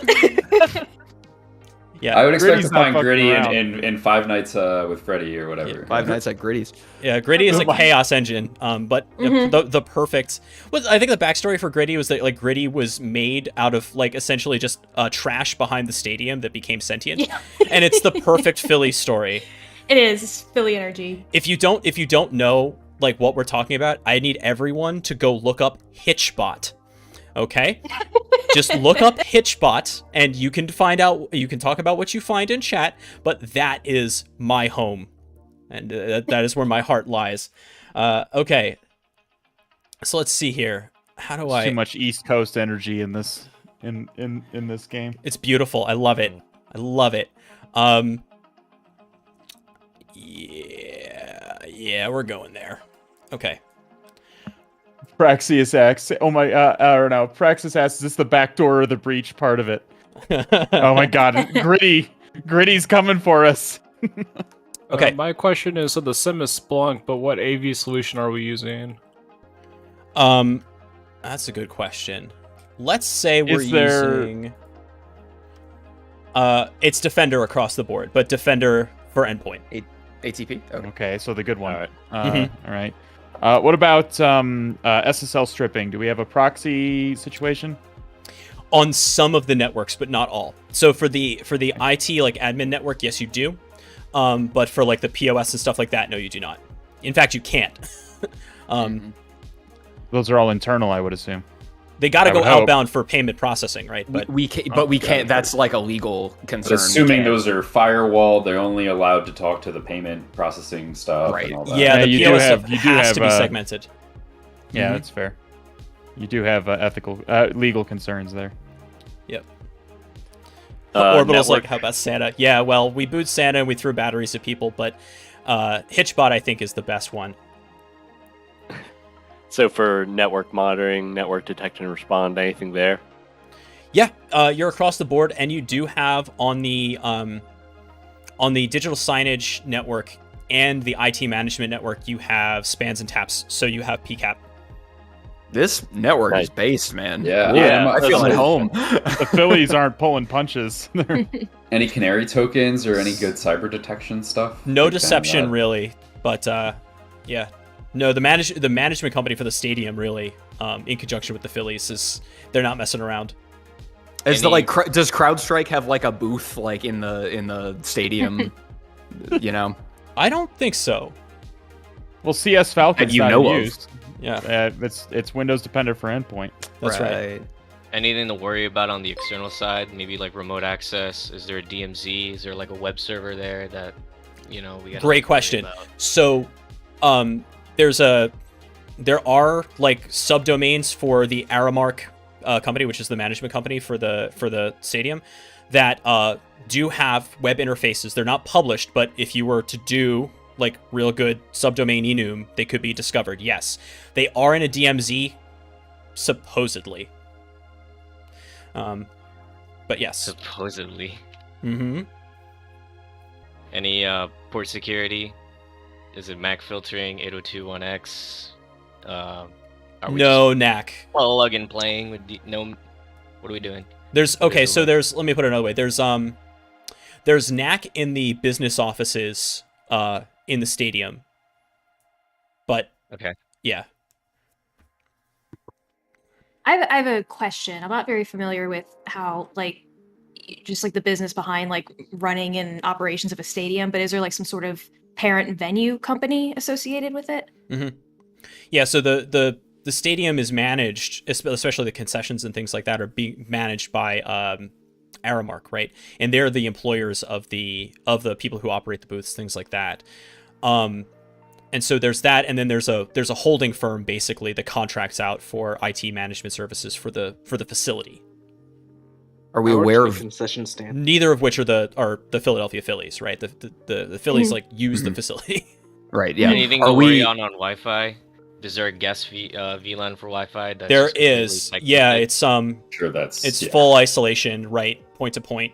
Keeping 40,000 fans off of your network. Wow. Good. Hey, are we aware of any breaches for like Aramark? Have they been involved in any breaches lately? Is there any kind of Nothing that anything like that going on? nothing that you know of, but do me a favor and give me a d20 roll. You want me to give you a D20 roll again? I really do. You know There what we you're go. asking for. Man, And this will Get be some this will be intel from your an Arcana check. I'm actually Contract. gonna screenshot this because you guys will not believe me. It is legitimately a 1. Oh my god! I was gonna say he should just skip to his disappointed. I'm posting thank you. it. I'm posting it in general Oh my for all people to see. That is my role. I can't apologize for it. I can only hope to gain your trust back someday. I'm gonna through need your lots of- apology. I think just owning it is enough for me. I'm not Thank- apologizing. This is not an apology. It is not my responsibility to roll higher than a 1 if I am not able to. So for those of you who are playing or learning how to play the game with us, crits, either crit fails or crit successes, have shoot. a game impact, which is an inject. Now, generally forgot about speaking, injects. I actually hate the injects that come out of the box with Backdoors and Breaches. We got to make some of our own. But this is kind of how it would go. So we'll see if any of these make any sense. Okay. Fuck my life. Thanks. Yeah. Awesome. Cool. I'll take it. Sucks. So Ass. these are complications to the game that change up how things are going. So EDR compromise. So the attackers gain access to your endpoint protection suite of tools. Endpoints stop reporting to the EDR console. Great. So what this is going to mean for the play of this game is that you can have historical data, but not ongoing data until we address. I will give you mechanisms to remediate this, but right now you got to deal with that before you can do anything else. Do the Thanks, bud. injection cards stack? They do. No, they replace. Okay. I guess it depends on what they are, because some of them are like you lose a player, which I don't like in this particular context. Get out. Yeah, can we just I like it. Can we just Yeah, Husky. That's Execute Husky. Roll again. Summary execution in front of all of his peers to be made an example of. Okay, so you're off to a great start. I have one card on the board, and you haven't taken a turn yet. Who's our first threat hunting lead? Oh my god. Let's make the new people do it. Yeah, I was gonna say it sounds like Valley wants to go. Yeah, he spoke up. Mhm. Oh my god. Voluntold. Yeah, we had this nice EDR and it's just broken. How much was it? How much did we spend on it? Oh, you didn't spend any. The management company though spent quite a bit. But in terms of how expensive it is, it's about the cost of a hot dog at a game. So several millions of dollars, I would say. Damn. That's true. To roll it out at this scale. Yeah, I mean, you can put a dog and a beer on the capital expense budget at this point. Hey, Chad, Is thank you it- for the gift subs, by the way, to Rootkit Halo in Year Zero. And also Is welcome. this something I can? Is this something I could do if I can like go on the firewall to look for like suspicious DNS queries made? You Is that can something to do? you can play as much backdoors and breaches as you like. We're going on the firewall. We're doing that. Okay. No input from any of the other team, just soloing this effort. Firewall. Yeah, thanks, leadership. My opinion is invalid from here on out, so I don't know what you want from me, man. Invalid. No, your rolls are Invalid. invalid. All right. Am I Oh, I have to rolling or are roll. you? Why don't you roll? Oh no. Thanks. I want to see what happens. Yeah, let the attacker give us. Oh, a 19. Okay. Oh, +3. that's a 22. Yeah. finally some decent roll. Finally Alright. some good fucking rolls. All right. So you found in your firewall log, you found traffic actually into your DMZ that indicated that. So one of the endpoints that you were looking at was a PHP site that had injection vulnerabilities, and I gotcha. Oh, this didn't even have it, but I'm gonna give it to you anyway. Sweet. That there was a web server compromise. And so that was the initial point of activity. And so you were able to knock me off and burn that TTP for me for the game. Nice. Bet. Nice. All right. Wow, did I just win? Nice. I'm so fucking You got good it. at this You game. gotta last. You gotta last for 10, but that's a good start.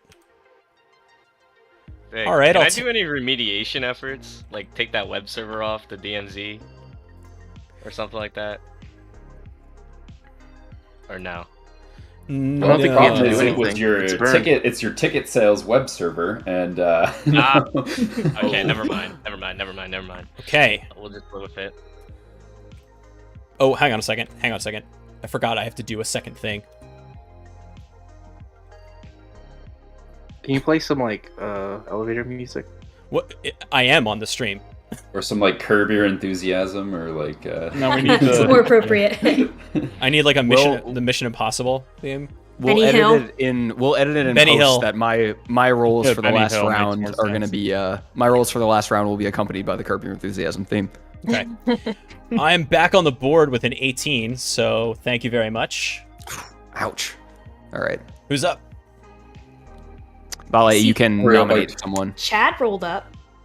True. Yeah. Chad's here. His Up, mic's Chad. muted. Chad and Oreo, but Mic check 1 2 1 2. Come on, Chad. Hey, what's going on, guys? Hey. Hey, it's your turn, lead threat hunter. Lead Threat Hunter. Yep. I've gone from Is that the intro title we're SOC using for the- analyst. Yeah. Yes. You got promoted. It's a hell of a promotion. Well, there was an Let's opening see. with a recent change in staffing here. It's Starship Trooper rules, right? For advancement. I'm doing my part. Let's. Desire Would to you know like to know more? intensifies. Yeah. Can we do cyber? We are. Ah. No, somebody already talked about that. How about some endpoint security and security protection analysis? Okay. Endpoint security protection analysis. So, We Wait, have is our that? We don't EDR have still that. broken? I thought it was broken. Oh, we got historical data. Oh, is the though. EDR broken? So the EDR Well, was well- broken by Husky's terrible roll. Yeah. Oh, So okay, let's so see. what this means in practice is that there is no EDR logs coming in anymore. But so endpoint security protection analysis, remember, is your EDR console. So this is, you can look at historical data to see anything before your EDR was compromised. And how long does that inject last, by the way? until we replace it, or until you remediate it. So Fun. you can, if you find something and do something like, I would say either server analysis or SIM, like to find the problem here, even ESPA, if you find where the problem started, and I'll make you roll for remediation action, then we'll clear it, okay? We know where the problem started. It's sitting in the chair I'm currently sitting in. Look, I have a different methodology, and you guys just don't understand it. All right, and I can't God. expect you to understand my methodology, but I know what I'm doing. Okay. God, what a winner. You're the guy who has all his own tool set, right? And refuses to play by the SOP. Some cowboy. You just don't get it, all right? That's what I'm gonna say, all right? But I am literally a genius, and if you don't see that, well, then, you've got to prove to me that I'm the one that's wrong with my assertions that I'm putting out into this process, okay? If you can't do that, then you're incorrect. Threat actor. Super Of course I know based. him. He's me. We've met the threat actor, and they are us.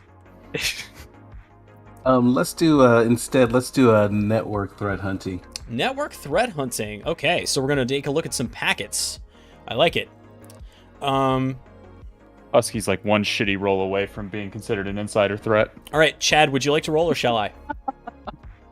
Last time I tried to roll, I think I rebooted my computer, so I'll let you do it. That's right. You did. You've had kind of a storied history on this game. Oh, my entire history is storied, but we'll leave that alone for now. Okay. Next time I'll roll. I'll try that again. All right, so a 6. So, unfortunately, you're not able to find anything. And the truth in this one is that that's because I haven't gotten there yet. Right? I'm only at initial compromise. You don't have enough evidence to know where to look yet. So, thank you for that. Let me just do some more evil here. Do some more evil. TM. What do I want to do? How do I want to?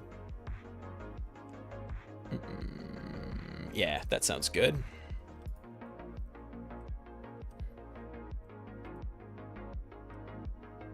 What's he gonna pick, and why is it gonna be social engineering? Boy, that's a 19. I'll take that. Thank you very much. Okay. I know that my track record has been bad, everybody, but I did just reverse engineer the ticketing app on the mobile devices that the fans use.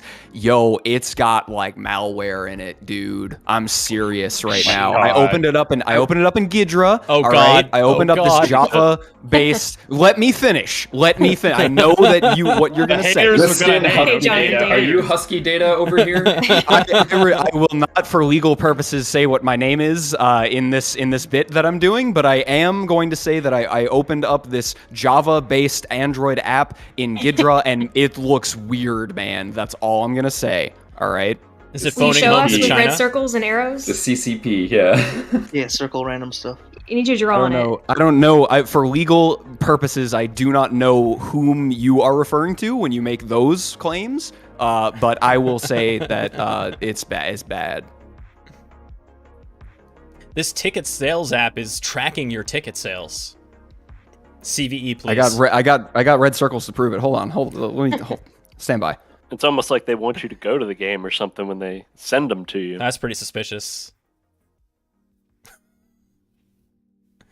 All right, so I've achieved persistence despite not having done pivot and escalation. I don't know why. I swear to God, I'm just going to make this table reverse these two sections. I'm going to do a custom table for this once I figure out how.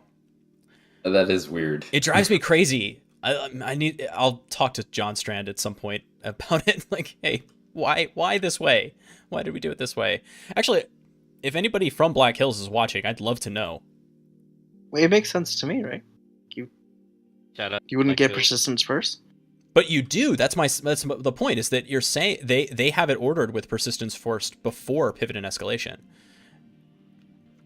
which I feel is backwards. Well, couldn't it depend on? It could depend. I mean, you do need to establish consistent access to the environment, like immediately. Like for example, if you send a phishing email to somebody and they click on a link and they execute an executable. Like if it's executing an office or something, you've got a very tenuous hold on that environment at that moment. Like they could close office, anything could happen. So you need to establish persistence really quickly. But I feel like that's when you're in your like initial compromise, and from there you're like, all right, well let's pivot off of what we've just got, our like little foothold here, and figure out how we. I guess persistence is a kind of an overloaded term then. I think you're right. Yeah, because I mean, there's persistence. Like to your point, Al, like. Persistence could be migrating to another process. Sure. With the same I guess. User context, but it could also mean like installing a scheduled task or whatever else so that if the agent dies, it'll come back. Yeah. So maybe they could separate out pivot and escalation. Yeah, and so for pivot and escalation, I think they're really talking about moving across endpoints and increasing privileges, right?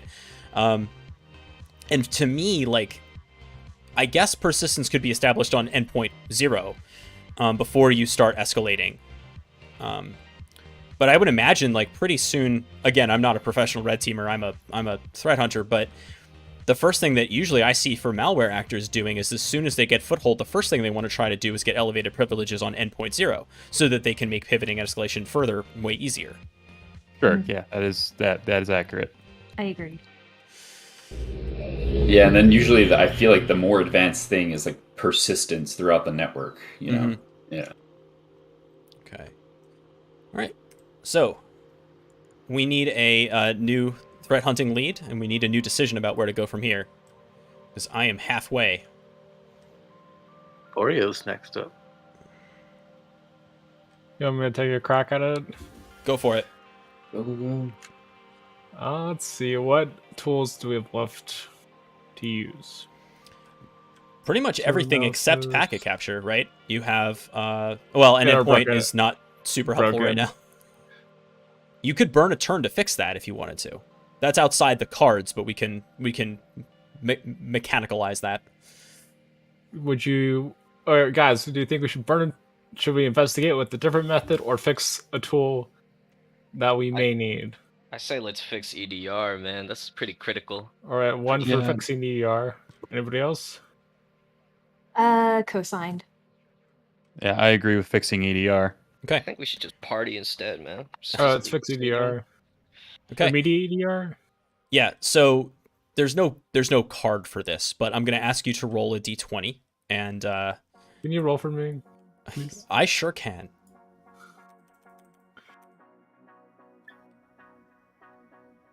Yes. You're welcome. I think it almost gave me a heart attack. 17. Okay, so the EDR is no longer compromised. You're able to get telemetry from your endpoints once more.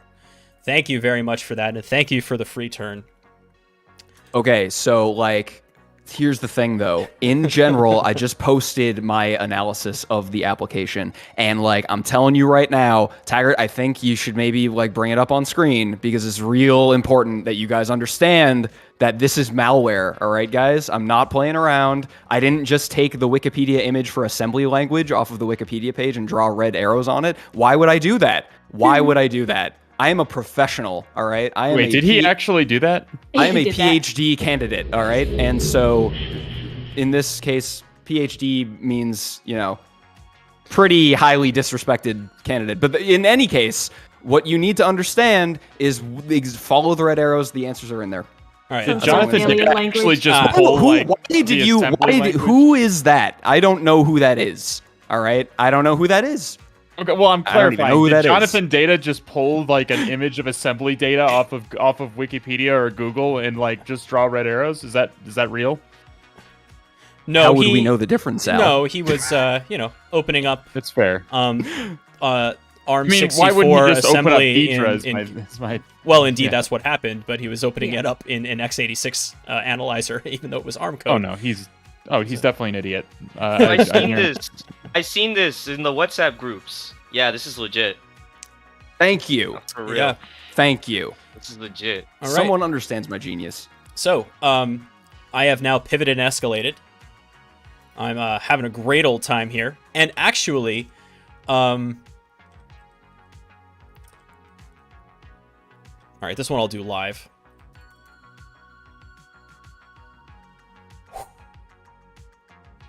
Let Okay. me just lose. Skin of your Great. teeth. No, you're good. All right, continue. We need a new threat hunting lead. We tap our. Okay, Yep. we tap that once. Oh, all right. Man, I really want to do network threat hunting because we have all the fancy, like everything's tapped, and we could see like beaconing and probably things like that with Rita. But that's tapped. Is everything forwarding to the SIM? You mentioned the firewalls forwarding to the SIM. You What have is the you network have monitoring tools, the AV. Yep, you've got Splunk right, like going. a Splunk type thing. Okay, I like that. sim, then, Then is I'm probably feeling. Yep, I'm best feeling one. the. I'm feeling this. I'm feeling the sim. And I will. I don't know. Does anyone think anything else? I have a lot of things to think about. What are we looking for specifically with the sim? Everything. Any sort of activity that Taggart over there is up to. He's got. What do you have down there? What card do you I have? like the sim. I'm Yeah, I I'm like at pivot and escalation. I will. Gosh, he's moving all Sim, around our yeah. environment. Yeah, Sim will get us at least one. Okay, who's rolling? All right, got it. Let's see. Yeah, here's my D20 on the screen. Google's D20. Please be a decent number. Roll. Did you say which one we had to work with? Is it Oh, Splunk Splunk. Radar again? Is it? No, it's Oh, Splunk. Splunk. Okay. We got an 18 18. here. 18 plus 3 is a 21. That's extraordinarily good. Okay, so what you've discovered is it was quite obvious. There was a massive jump in LDAP queries, Ooh. and you found evidence of Bloodhound running in the environment. Ooh. Would somebody like to take a stab at explaining what Bloodhound is? Somebody. Husky, I think you're Where up. you at? Never heard of it. Bloodhound? Bloodhound's amazing. It's like top 3 tools of I would say all time. Bloodhound's idea is that Active Directory environments are these like big, like sprawling graphs of objects, user accounts, computer accounts, access control lists, all kinds of interactions. So as time goes on, Active Directory accounts get super sprawled out and very complicated. So Bloodhound queries LDAP or it basically just queries the Active Directory environment to graph out all of these relationships. And the idea is that always in Bloodhound, when you have 2 points between points between 2 places, if that relationship can be graphed out in Bloodhound, there's always an attack vector between those 2 points. So you can somebody has over-leveraged privileges on an object that has group membership to this group that has another member in it that can change the password to another thing. Eventually, blah, blah, blah, blah, it gets out to you can take over the domain. So it's all about graphing out. It queries that particular domain, and it graphs out the Active Directory relationships in that. And it even you can right click and show me how to actually abuse this relationship in this case. And from a fantastic defense and administrator perspective, one of the reasons why this is so scary is that it is pretty easy to make configuration mistakes in Active Directory that can lead to unintended permissions consequences. One of the favorites is if you make somebody an Exchange administrator but not a domain admin, if you're not careful with how those group inheritances work, it turns out that they can just make users with admin privileges anyway. So stuff like that, there's some gotchas in how Active Directory is designed that if you're not familiar with, can burn you. All right, so that is off the board and burned for me as a technique, so nicely done. Can we, with Bloodhound, either a machine was compromised or a credential was compromised? Do we know that credential? Can we reset that? So you saw both the source of the LDAP query, so you have an endpoint to investigate if you want for next turn, as well as user account, right? Mm-hmm. So it could have been based on active session, right? So again, with the cool thing about Windows is that the computers will have a trust relationship with the DC, right? So they'll accept the LDAP query from an active session, even if the attacker doesn't know the user's credentials. Mm-hmm. Okay, so let's do some more. And so, as a side note, that's the difference between if you have Kali and you have the Bloodhound Python script, you would need credentials at that point if you're not otherwise joined to the domain. But if you're in a user's session, if you land a beacon in a user's context in the domain, you are free to basically use that context to be able to perform Bloodhound, and you can do other kind of AD abuse stuff at that point too. Mm-hmm. Yeah, let's just reset that credential. Just burn that computer. Okay. Or I don't know, whoever's next. Back on the board. With a 15. I'm rolling rolls this round. Crazy for a red team here. Yeah. All right, who's up? WSP here. Oh, yeah, now my technique. Oh, we've got our packet capture back, by the way. Well, I think it's that might be the way to go. I mean, we've got all the, like you said, GoPro, we got all the tools. Let's let it rip. No, let's maybe endpoint analysis on the host we saw Bloodhound coming from. Oh, good. One second. I forgot. I keep forgetting to, I have to basically screenshot the card to make sure that I know what can detect it. So I'm just going to do that, and then so you can't see it. All right. So endpoint analysis. Any against? I'm good with it. Fixed. Oh, good. Sounds good to me. Okay. All right. Endpoint analysis. Who's rolling? I will roll. All right. And an 8, so an 11. Yeah, you got it. Okay, so with your 11, actually, I'm kind of glad that you got this because I wanted to tell this part of the story. So, you received an alert from your EDR, which is now working, right? And you did the endpoint analysis. What you found for this new one was a bizarre invocation of everybody's favorite fodhelper.exe. Hey. Yeah, the classic. Everybody's Still catching works. this now. I mean, like EDR will flag on it, obviously. Defender shuts it down right quick now. Well, Defender still fires an alert, but it does not stop it from occurring. So the alert will go out.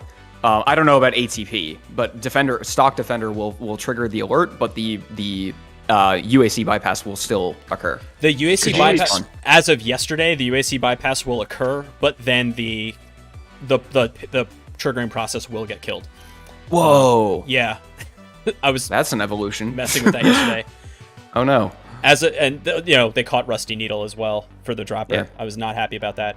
But yeah, so local privilege escalation through FOD helper, they bypassed UAC. So still the same endpoint. What is FOD helper? Oh my goodness, this is just I love this one. UAC bypass and FOD helper.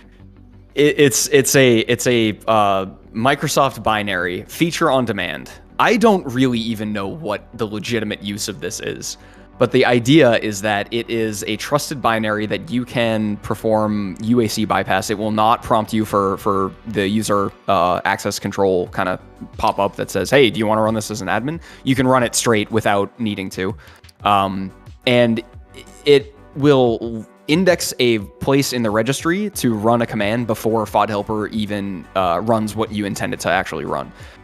So if you put something in the registry that's like, I don't know, run this beacon, it will UAC bypass and bump that up.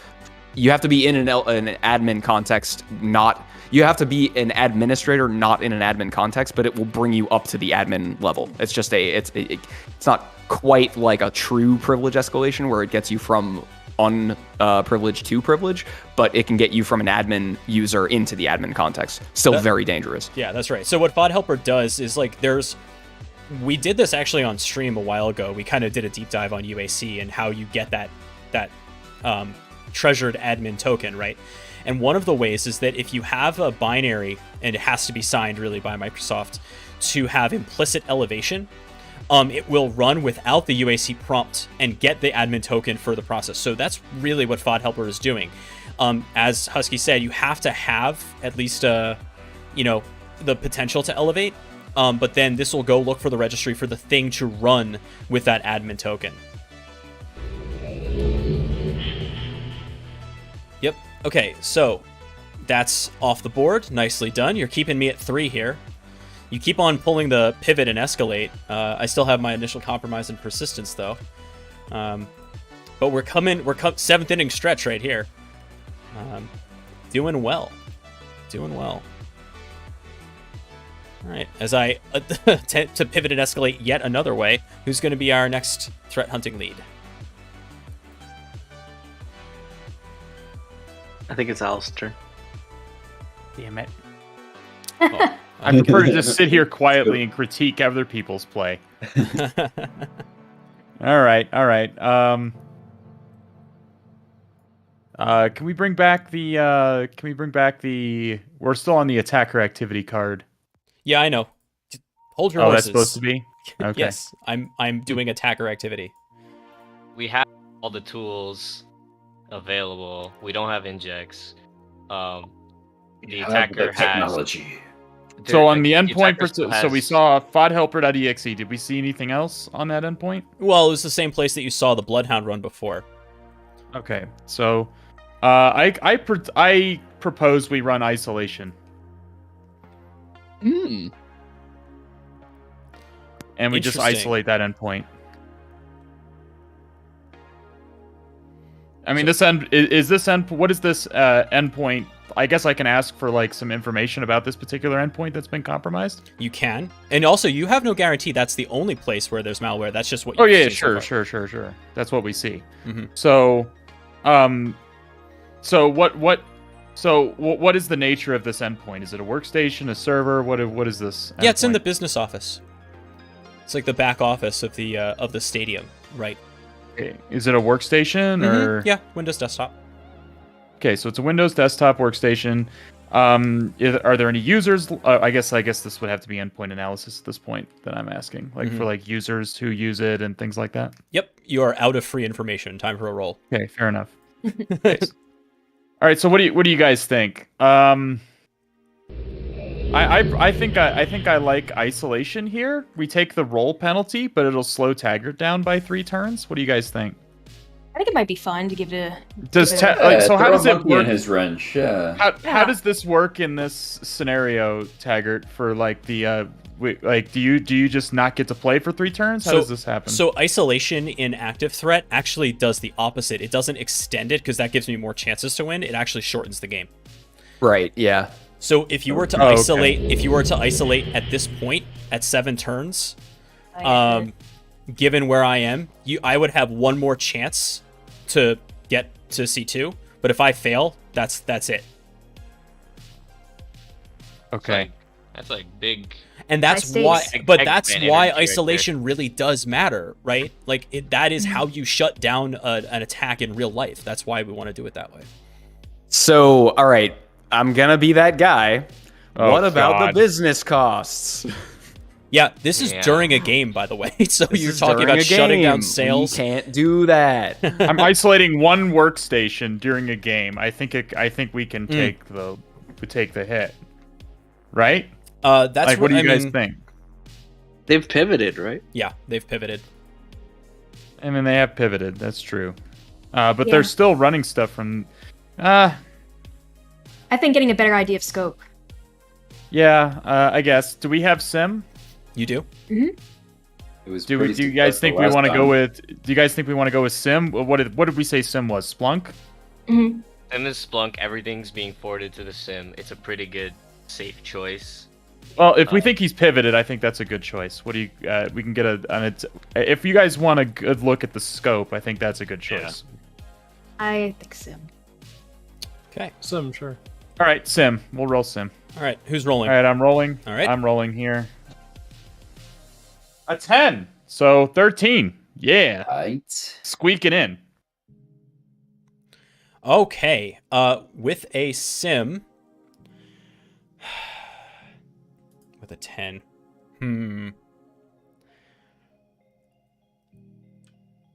You may not believe me, but none of the cards actually have that as a detection. Now, I don't think that's entirely fair. But if you had rolled a little higher, I'd give it to you. But for that one, I'm not going to give it to you. So unfortunately, this isn't a failure. So sim is still available to you, okay, for the next turn because you rolled successfully, but you just weren't able to find anything at this point in time that the sim was able to reveal to you usefully.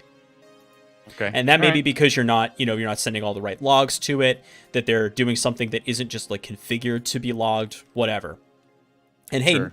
Nate, XEdge, just shout out from the chat. I'm glad you're enjoying the stream. Thank you so much, and thank you for the sub as well. That's a good outcome, all things considered, because if I had touched the sim, it would have disintegrated and blown away in the wind like a dandelion. So I think that's the best possible outcome. Okay. Accurate. Now.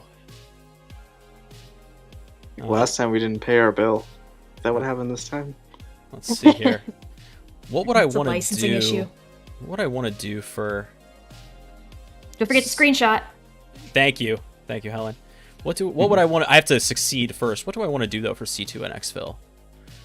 You want us to tell I you? have some ideas. I bet you do. That'll make the game real easy. If he's using offensive notion, I hate it. I would say You should say you're it's offended almost- by the it's notion. almost The cheating. notion Yeah, offends him. I am offended by the notion of that, which is a pun that is on the Git repo. So that is true. It is Okay. it is an official pun. So I unfortunately did roll 12, which means that I have a full kill chain here. Can we get like Jeez. Can we wait? But is it like Beirut or beer pong? Can we get like a one attack back to try to break the chain? Here?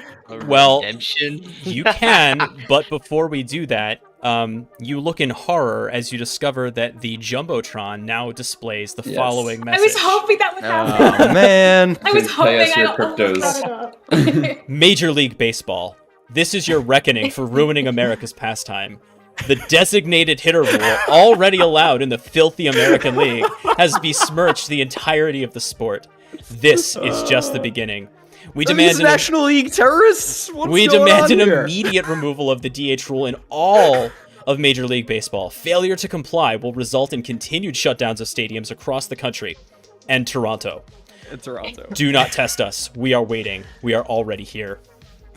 I blame The Husky for Yankees this. can't have Every afford to National let any of League- their pitchers hit at all, so I don't know. Every National League IT person on the horn right now. We need them all in a room. Nobody leaves until we figure out what's going on. Going around the horn. Yeah, now everyone knows too. Being able to show that ransom note was really a victory condition for me, so thank you very much for that. But I will let you have one more turn to see if you can run it, or to find any part of this kill chain. I still blame Husky for this. I think we put him on the cross for the last roll. You guys didn't listen. You I think he didn't should listen. roll for the last roll. You want me to roll? That's what with I'm it? saying. Yeah. It's the Husky data redemption arc. Here we go. Okay. This is please be season a 3 2. of the anime. Okay. Please be a 2. All right. Well, we need to pick something first, though, and I'm Okay, not yeah, making yeah. that decision. I'll be the roller, but I'm not picking what we need to do. Okay. All right, I'll do this turn. Could we go up so we can Yes. keep with those absolutely. cards? Could add Okay. multiple dies here for. Do we want to do we want to You don't wanna revisit, call a scene consultant? again? Yes, call an adult. Not Radiant's finest hour.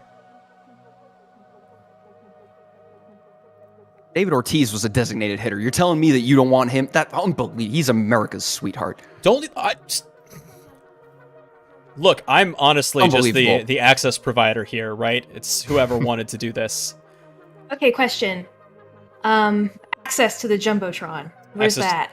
Access to the so it's a Linux-based digital signage system. So they were able to kind of sorry, I don't know why I said it was Linux. It's definitely a Windows digital signage system, but it's on a separate network. So they were able to pivot.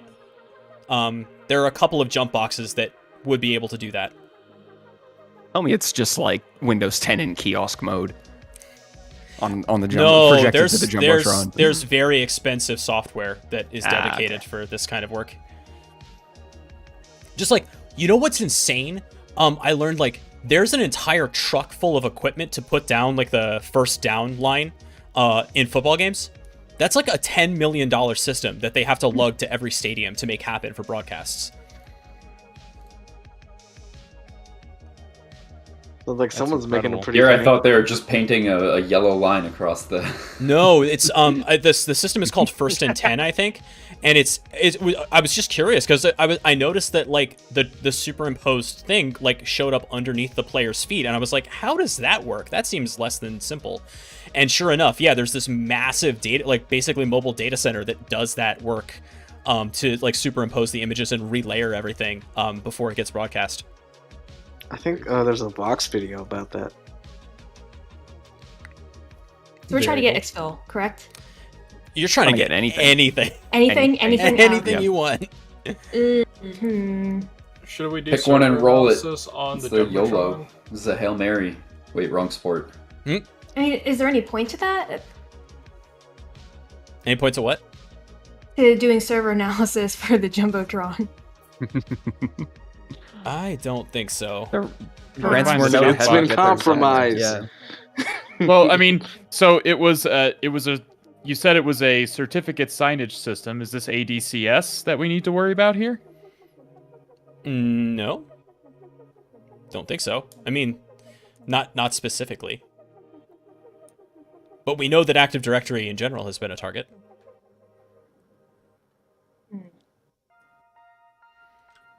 If you were thinking of like Petit Potam or something like that, that would be a good roll to make, but We still have what is it? Memory analysis at the end, same as last time. mm-hmm. Okay. What you know so far, you have like one endpoint that you know was showing suspicious activity, and then more digging could have been done on that particular endpoint. We still have the isolation card, right? You, So we could win the game. If we... I have filled. He's got a full attack chain. So He we can't gotta take isolate it now. out. Oh, okay. Yeah. He rolled like a 19 every single time, and we had Husky rolling a 1, which cost us 2 turns. That's true. Don't worry, he has his anime redemption arc now.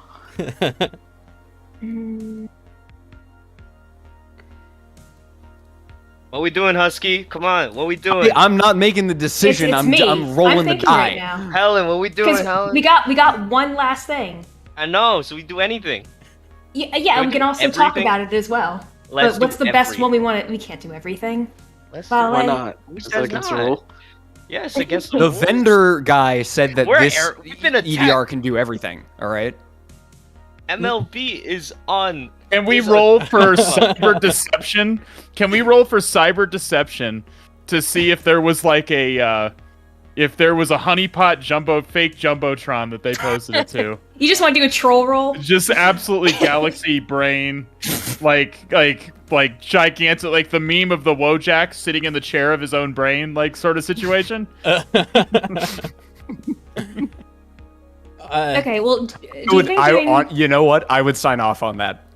What do we have to lose? So wait, what is the this? National League is holding us hostage? What are you doing? I was gonna say, what about? I mean, at this point, do you think it would just kind of as a Hail Mary do memory analysis on the one compromised host that we know of for sure? That works. Thoughts?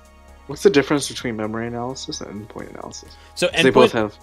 Yeah, good question. So endpoint analysis is going to be like log analysis and like deep dive for events on the endpoint. But that's going to be from like logging sources and actually, you know, maybe like the triage package that your EDR agent can put together. Whereas your memory analysis is going to be a live memory snapshot, which takes a lot more time and is a completely different investigative process. We got oodles of time at this point. We're gonna have even more time after we get fired. Exactly. We'll have plenty of time. The fans are starting to riot, by the way, because the beer taps have been shut down. And I don't know if you've ever been to a Philadelphia beer game. taps have computers in them.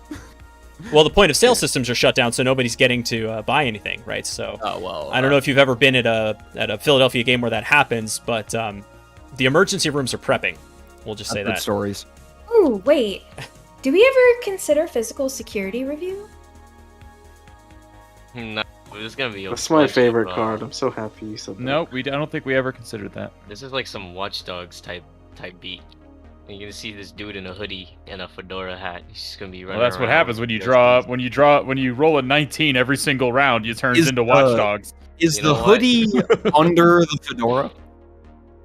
Like, is the hoodie up and then the fedora is on No, top? it's a Nah, it's a I hood think it's shaped the- with like structure like wires. It's shaped like a fedora. So The fedora is the last piece, and then he has a trench coat too. Actually, honestly, he kind of looks kind of badass. Ain't gonna. it's just Carmen San Diego. Fedora. I think So, that may be it. I think that's Physical our guy. security. Okay, who's rolling? think so. I don't. No, I'm not Oh, saying it. It's Helen. Helen's. Let's do it. Hold up. All All right. right. Yeah, that's why I go. said it.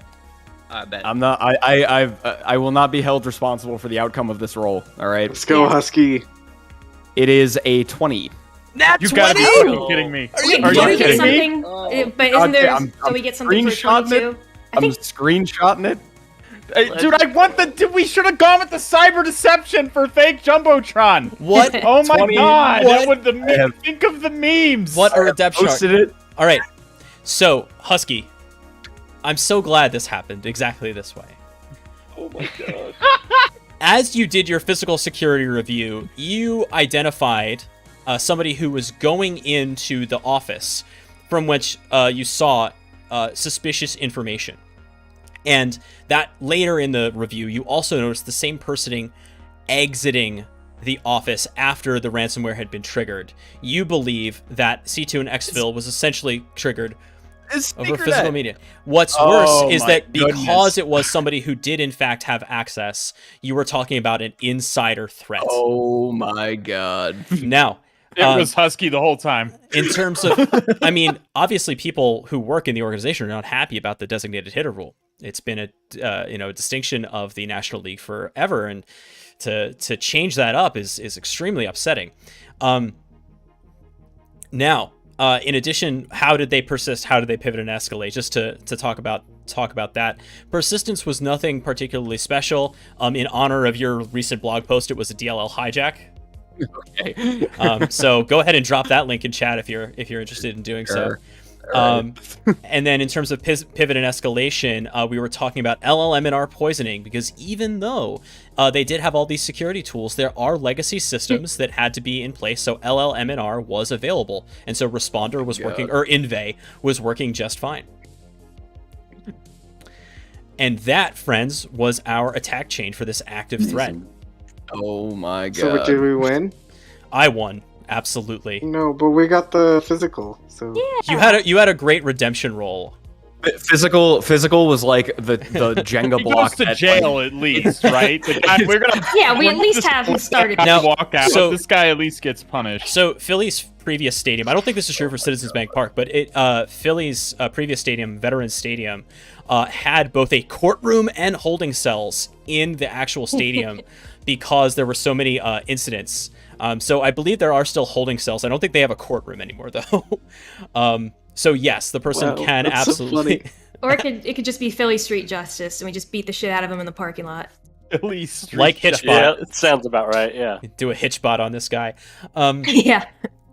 So, with that, our game has come to an end. We have done 2 rounds. This was fantastic. So, Oh my god. first of all, a huge shout out to everybody who's playing. Good God, what a great crew. Husky, GoPro, Technique, Helen, Al, Goose, Vale, Oreobite, and Chad. Thank you so much for playing. I really appreciate you spending some time on Saturday to do this. Oh, as always, thank you for hosting. It's always It's fun. a Yeah, thanks for hosting. Always fun. Always fun to do this. And for those of you who are watching and want to participate, you got to join our Discord. What we do is we do this every month on our Discord. So join the Discord. You'll get a notification about how this goes. We do this without recording it so that we can do confidentiality and things like that. But that's the deal. So if you're interested, join the Discord and wait for the next announcement. We'll do one, if not another one this month, because I think I might have to postpone, but definitely in May. So stay tuned for that. And that's going to do it for today's stream. So let's see. GoPro, when are you streaming today? Live.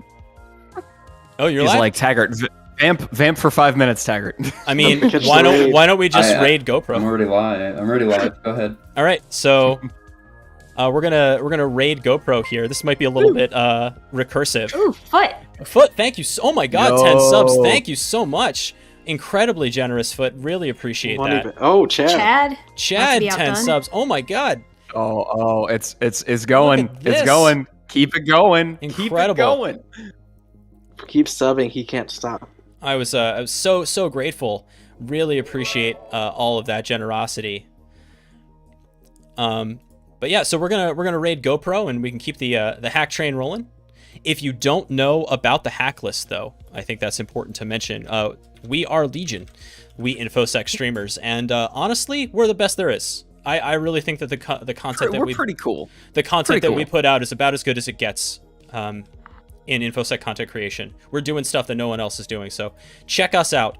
But we yes, also tend to support streamers who are actively streaming like yourself, man. Outstanding work. indeed. Thank you so much, Chad.